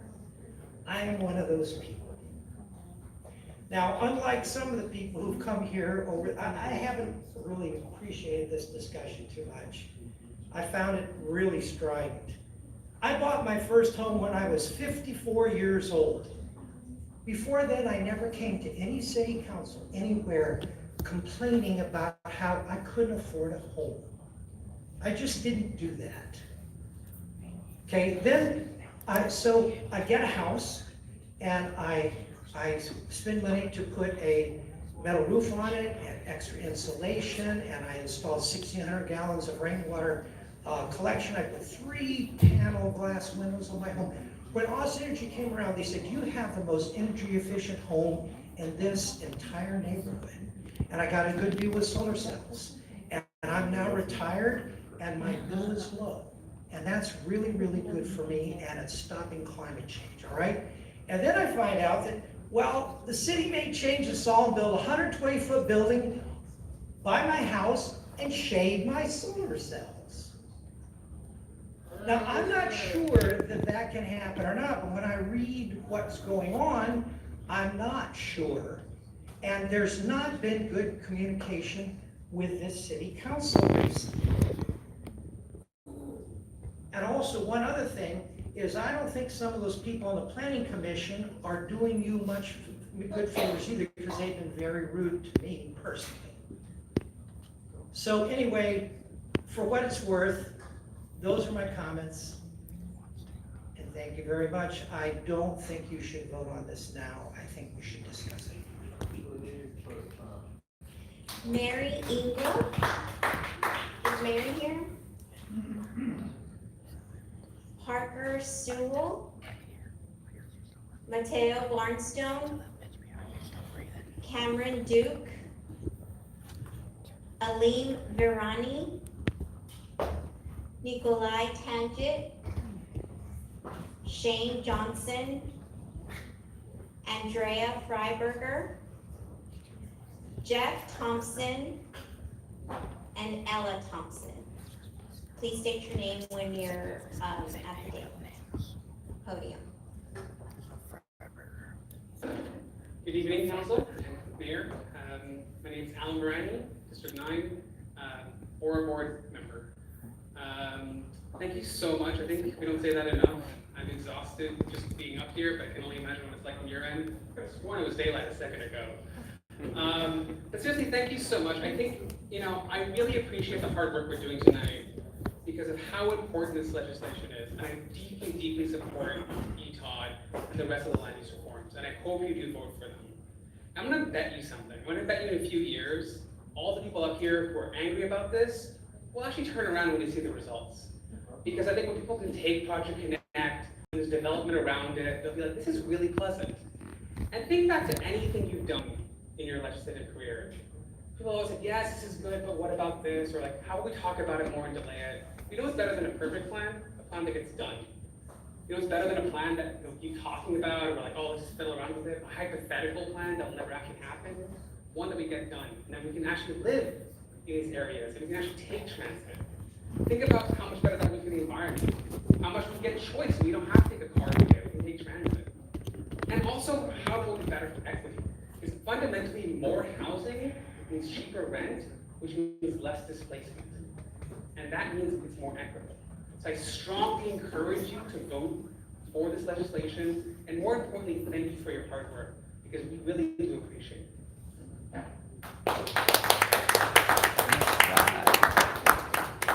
Janice Rankin. Alice Woods. If your name has been called, please make your way to the podium and state your name.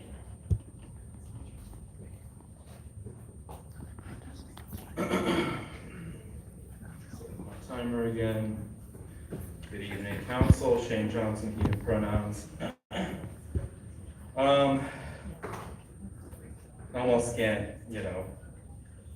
can barely handle the patronizing comments of, you look back on the displacement, you'll be okay with it in a couple years.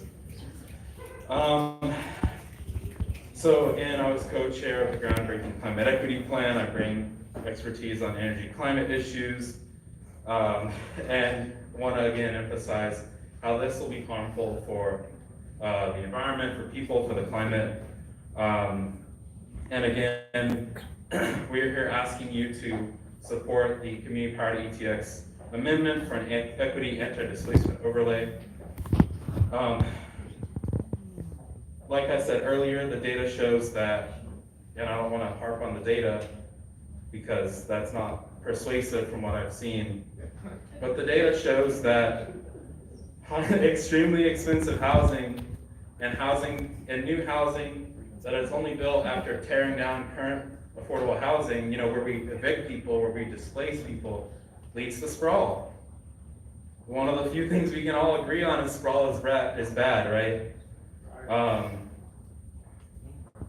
New developments like the Saltillo and the MLK station that the city department's own data showed massively displaced people, massively drove gentrification, drove down and decreased ridership rates, all bad for the climate, more ozone that we're already out of attainment for, more sprawl, more traffic, more emissions, right? All we're asking for really is anti-displacement protections. If you don't do them first, almost all of them get legally preempted or de facto preempted. All we're asking for are anti-displacement protections first.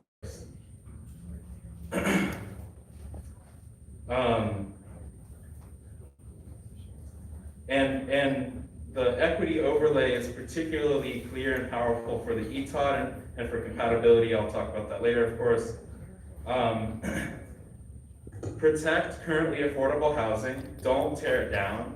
Make sure that is, crystal clear, and you cannot, there aren't loopholes.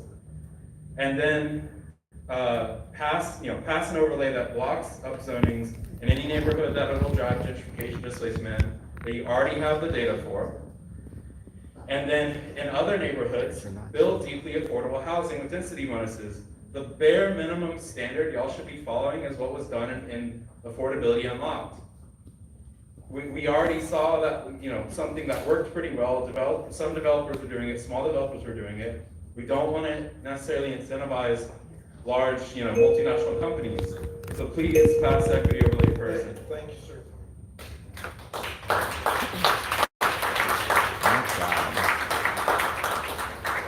Hello, my name is Alicia Torres. I was called earlier, I was rushing over.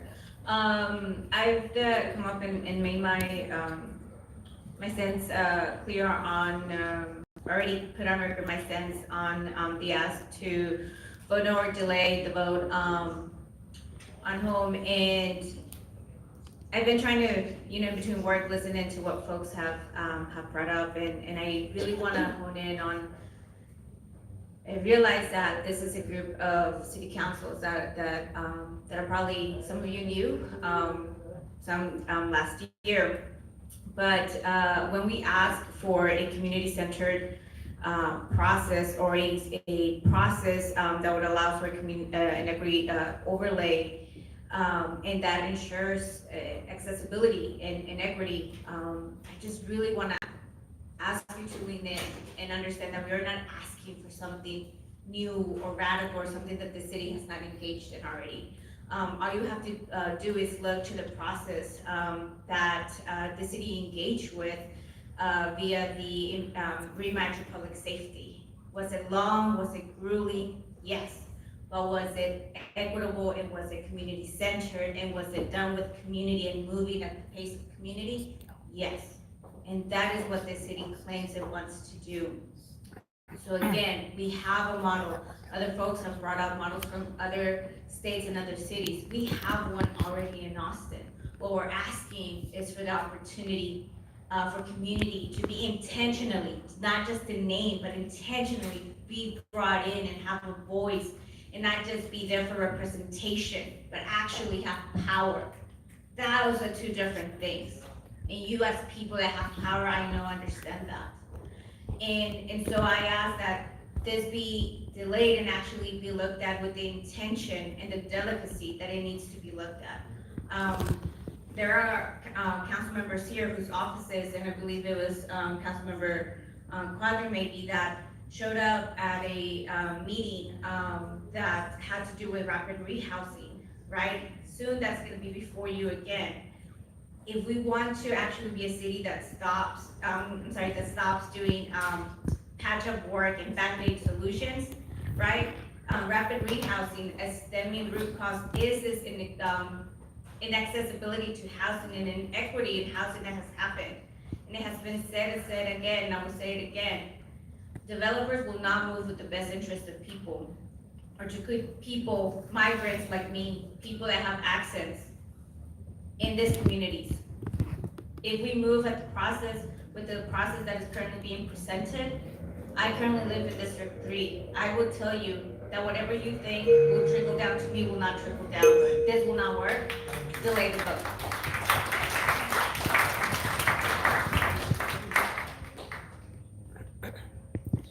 Jenny Grayson. Is Amber Orr here? Jenny gets 6 minutes. On deck is Jeffrey Bowen and Celine Rendon.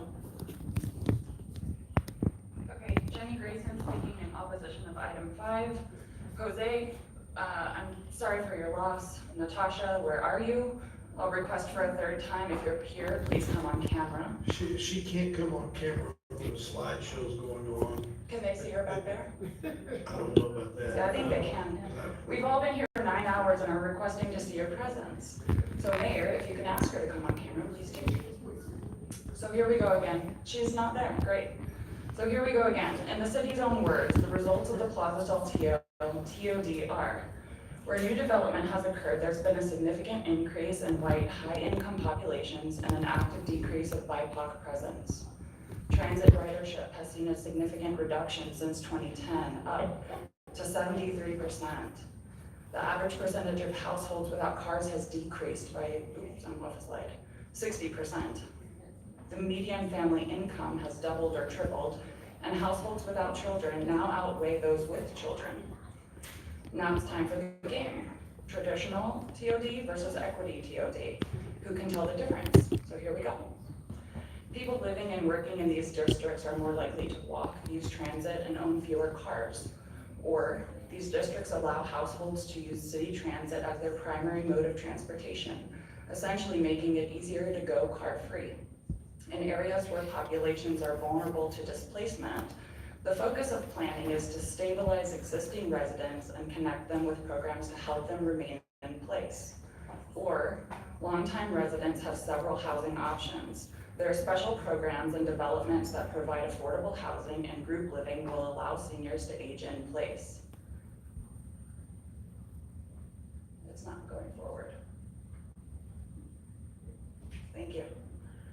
It seeks to align transit investments with the community's vision for how it wants to grow, or it prioritizes partners that maximize social benefits in line with community goals. Density limits may be removed in exchange for the provision of affordable housing, or this plan grants additional height in exchange for income-restricted housing. So, can anyone tell the difference between a traditional TOD versus an equitable TOD by the language we use? The word affordable was used 153 times in the Plaza Saltillo proposal, but did we get affordability? Were neighborhoods preserved? Did our communities grow how we wanted them to? Were seniors allowed to age in place? And did transit usage increase?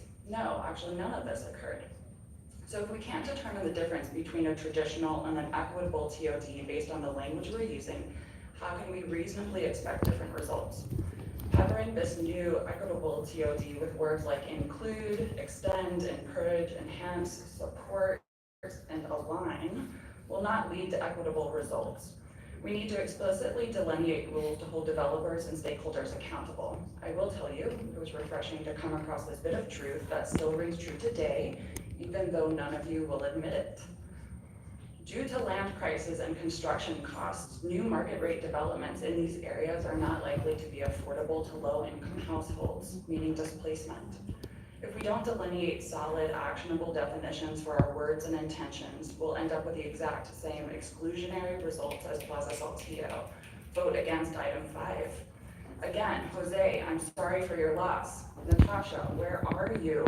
I'll request for a 4th time. And can I see if she's on camera? All right. We've been here 9 hours, all of us, like, we're all exhausted.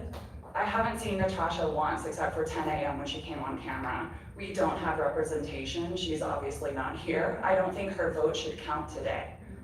I'm requesting that of you, Mayor. Her vote should not count. She has not shown a presence. I would like your support in that. That's not the way the rules work, but you can continue, you still have time left. Well, I was about to say, I don't know all the rules, but I don't think her vote should count if we can't determine her presence. Item 5, please continue talking about item 5. Yep, this is in regard to item 5 because she's obviously not here. So Mayor, if you can ask her to come on camera so we know she's present, please do. I'm gonna let the council member make her own decisions. All right, I can wait until my time is up to see if she comes on camera.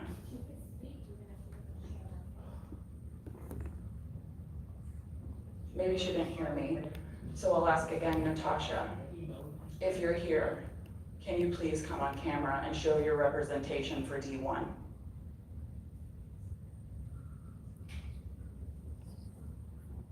How much longer do I have? Oh, cool. So Natasha, if you've come back within the last. With all 10 due seconds. respect, I've been here all day, and it's very difficult for me to sit here and listen to people proclaim to care about Black people. I'm here with an injury. If I could be on camera, if I could be a person, I would be. I can assure you, I am present. I appreciate you saying that. I wish we could see you. She's giving you an explanation, I guess we'll sit here for the minute 15 in silence if that's what you want to do. Oh, sure, I can ask her again to come on camera. She's answered your question about what she's going to do. She didn't come on camera. She was on camera earlier. Why can we not see her? That is her decision. And I'm asking her. Thank you for speaking for her, but I'm asking her. She just gave you her answer. Not on camera. I'm asking her to come on camera. We are all here in person. Everyone can see us publicly. I would like to see her. You have to address the item. Okay. You have 38 seconds left to address the item. Sure. So if anyone can tell the language difference between a traditional TOD and an equitable TOD, I'd like to hear it.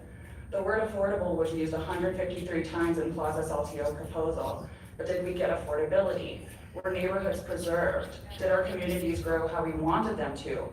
Were seniors allowed to age in place, or did transit usage increase? No, none of this occurred. So if we can't determine the difference between a traditional TOD and an equitable TOD based on the language we're using, how can we reasonably expect different results? Thank you. Thank you. Carmen Yanis, Brian King, Taylor Nicolo, Tanzia Kareem, Noah Elias, Eli Cortez, Matthew Atkinson. Go ahead and state your name, please. Celine Randon, called earlier. Please go ahead. Okay, thanks. My name is Celine Randon. I live in District 8. I'm a renter and I'm a first-gen graduate from UT Austin. Prior to my current role as a climate resilience specialist, I worked with the City of Austin to help write the city's first climate plan, the city's first climate equity plan, which was the first time y'all ever talked about equity in a plan. We talked about transit and community-based planning, which we do often, and this day full of proposals in item 5 goes against everything that we've worked towards. It goes against the year's worth of engagement and the outlined solution for climate equity and equitable transit. I'm in full support of affordable housing and providing access to transit for the people that need it most, that depend on it, as it is low-income people, which is why I'm speaking against item 5 for the transit-oriented development that has no equity, that's been packaged with other items as a continued 2024 master plan of displacement. This resolution would only bring dense, walkable communities for mostly white people and the affluent, which is basically what you see here today for all those that want this. Density without regulation causes displacement. And as mentioned before, we need to pass an anti-displacement equity protective overlay and to deepen the affordability levels required when developers are given entitlements by the density bonus programs. It's not enough. If it's really about ensuring density in areas that are transit accessible, we need to change the map areas to include locations that are within an accessible half mile with true stops, not just the line itself. The anti-displacement funds and the other funding sources that are needed to be used to acquire and protect affordable housing before the ETOD overlay is passed, because we know that it's going to trigger market values to increase. And the provisions must be added to prevent demolition of our existing affordable housing with loopholes for similar provisions enclosed. So we should increase fee in lieu to a much higher level and explore tax abatement strategies for small businesses. As mentioned, the MLK Plaza Saltillo TODs triggered extreme gentrification with the decrease in Black and brown residents as well as ridership. The ETOD overlay gives entitlements to developers to build more of that luxury and market rate housing that we can't afford, and the displacement of low income people of color, and the increase of white affluent car drivers. Council and the mayor y'all have the opportunity to be champions for real affordable housing, to go beyond the status quo in a time of the greatest wealth inequality known to date. We've given you the outline of solutions. We've been ready and willing to work with y'all since the very beginning, only to be met with false intentions or the guise that you're actually listening to us. You put the welcome mat out for tech billionaires, real estate developers, and investors that treat Austin as a playground. Thank you. We can really all have housing. Your time is. If your name Thank has you. been called, please approach the podium.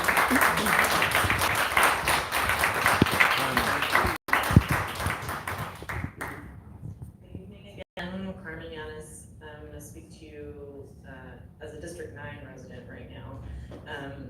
I am opposed to this because I have been talking to the tenants who were lucky enough to find out that this was happening, who live, like I said, in that missing middle home housing and in those market affordable apartments, who currently get to live without a car. That's part of why they can't afford it. So those points about transit supporting affordability, yeah, it does. And those folks are really concerned about getting displaced. So it's not just, I mean, I'm fully in support of community powered ATX recommendations around the equity overlay, and I think it's really important for you all to look for a way to make this happen. If it doesn't, if semantics is getting in the way, we know full well, you're not posted for an equity overlay that you can immediately implement today. But we are asking you, and I'm going to tie this to item 3 because it is related, that you can delay the upzoning, the implementation for areas within the uprooted maps that are vulnerable to displacement. You have a precedent for this in Delia Garza's 2019 equity overlay.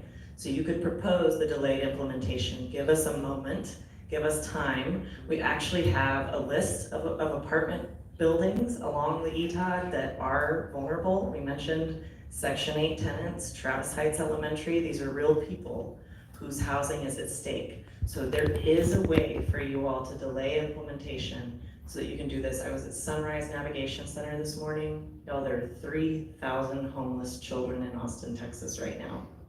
1 in 3 people going to the Sunrise Navigation Center have children under 18. And that's not the full picture, right? How many people are sleeping in a car while their kid is staying with someone else? How many people have to send their kids away? This is a growing problem that wasn't this bad 3 years ago, and we have watched the demolition of existing affordable apartments, especially those with 2 and 3 bedrooms, that has led to this issue. Please, please, please wait. Do this right. Delay implementation for the areas that are in the vulnerable maps and uprooted and at risk of displacement.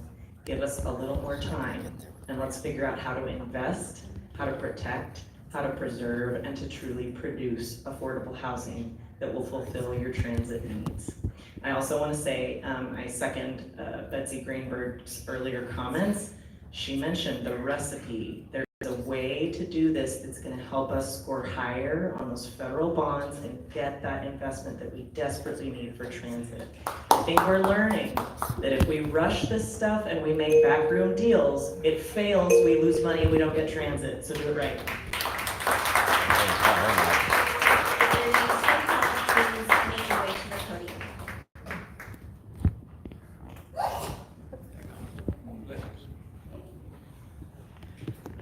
Hello, my name is Noe Elias. I am from the Matapas neighborhood, District 3. I'm a third grade dual language teacher in Austin ISD. So I'm here to speak against the ETOD because just adding the word equity does not make it equitable. Many people in my community, especially my students and their families, rely on public transportation. They ride Capital Metro to school, to the grocery store, doctor's appointments. But unfortunately, these families, they will not be able to afford any of this housing that will come up. The families in my community, my students' families, they make less than $50,000 a year. So the affordable housing that you say will come along these transit lines will not be affordable to those that need it the most, those families that are served. So if you ride Capital Metro, you notice that those that rely on Capital Metro on a daily basis are low-income workers, low-income families, mostly Black and brown families. These families will be displaced by these policies that you're about to vote on.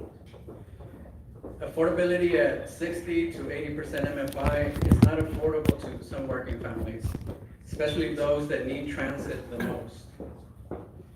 So what will happen to those families that will be displaced? Well, they would end up outside of Austin, Cedar Park, Cedar Creek, Del Valley, Buda, Kyle, and they would end up needing a car to get around. They would need to drive back to Austin really to work or school.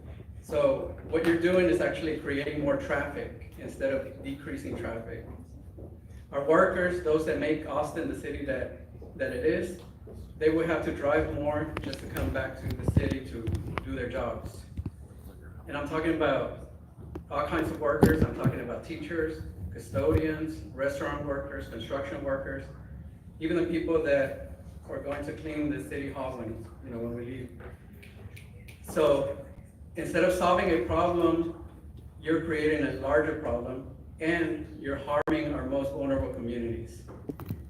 So we know these families will be displaced because we know that when you increase development around transit, it drives up the market values and causes displacement because the area becomes more desirable and more profitable for developers.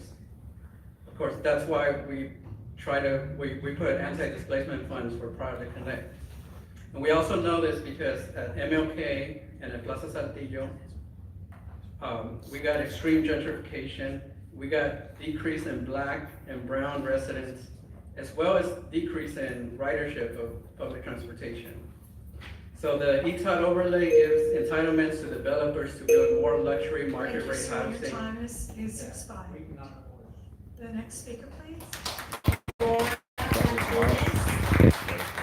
Eric Albert, Blair McKay, Zachary Faddis, Juan Cruz, Susie Beeson, Judy Bradford. If your name has been called, please proceed to the podium. Howdy, Council. Well, that was fun. If you wanted to go to sleep, I hope that helped. I'm out of here, man. I can't handle any more of this nonsense. If they say affordability one more time or equity one more time when they don't know what the hell they're talking about, I'm just gonna shit. I'm gonna shit right on the dais, shit all over it, just have fucking trajectory diarrhea, but fucking eat a bunch of bean and cheese Taco Bell and come up here and shit all over Watson's face, because this is stupid. It's called low income. Low income is an actual standard. It's actually under the HUD. It's, it's a financial standard on your 1040 EZ. I mean, it's a thing. It's in the tax code. It's in the HUD code. Affordable housing doesn't mean anything but white people only. That's all it means. Watson, you suck! So that's what I think of all that. I can't handle any more of that code talk crap with all that code switching and nonsense fucking talk from a bunch of fake ass neoliberal fucking retards. Those are the people that got us into these problems. It was the neoliberals for the last 50 years have created Austin's gentrification and removed so many people of color, so many people of poverty. And that's what the point is to weed and seed. Weed in these white people with their suits weed out the people of color and the poor people and seed in the white people in suits. Yeah, got to get it straight. Anyway, that was about to put me to sleep. I'm actually lost. I'm going the wrong way. All right, well, we'll see you guys later. Good luck with all that shit. The mayor lives up in these giant condos worth hundreds of millions of dollars. That's who the people running this city are. Rich ass white people and their tokens. The city council, they're sold out. Nobody said that they're sold out. Nobody told the truth, but they've already sold out. Natasha Harper Madison on the last vote for this shit, she said, you know what? I sold out. She said, I don't care what anybody has to say. I'll listen, but I don't care. I already know how I'm going to vote. That's what she said. She said that this tavern and all this bistro bullshit, that's what she wants. She didn't give a shit about the poor people of color in their community. She wants these Barbie Nazi bimbos to be in charge of everything. Just Karen City. Just white ass Karen City calling the cops on everybody of color and every poor person. That's what they support. The Amley downtown, lease this shit for $1,500 a week. Here's a new one. New stuff on top of the W Hotel, where they assault people for being on the sidewalk. They hire security all over this town like a fake monopoly board to keep people of poverty and people of color, people that are disabled, veterans, all the people I've been telling you about, the women, everything. They try to keep them off of the public areas on purpose. That's their goals. They hire staff to do that. City Council sold out. They're sold out. Tito's sold out. Paul Mitchell sold out. The W sold out. Vanessa Fuentes, Chico Vela, Jose Velasquez, they're sold out. Yeah, what's that guy that Quizno? What's the other dude? Quadri sold out. Yeah, Quadri. Natasha. Pinche Cabron. That's what he is. Pinche Cabron. Go look that up. Quadri. Cheeto Vela. He's whiter than Biden. Might as well call him Beto. Beto Cheeto. Beto O'Rourke Cheeto. Say they're sold out, and then we're not, no name calling, no name calling. Starbucks. Yeah, these people leading these groups are all working for the city. Like Fran Tatu and all them. They've been working for the city. They've been working for the government. They've been in politics. They're basically COINTELPRO. That's what they are. Anyways, the whole thing makes me sick. Welcome to Starfuckers Incorporated of Austin. We're done. Y'all be safe. There's my rant. They're gonna get mad. They're gonna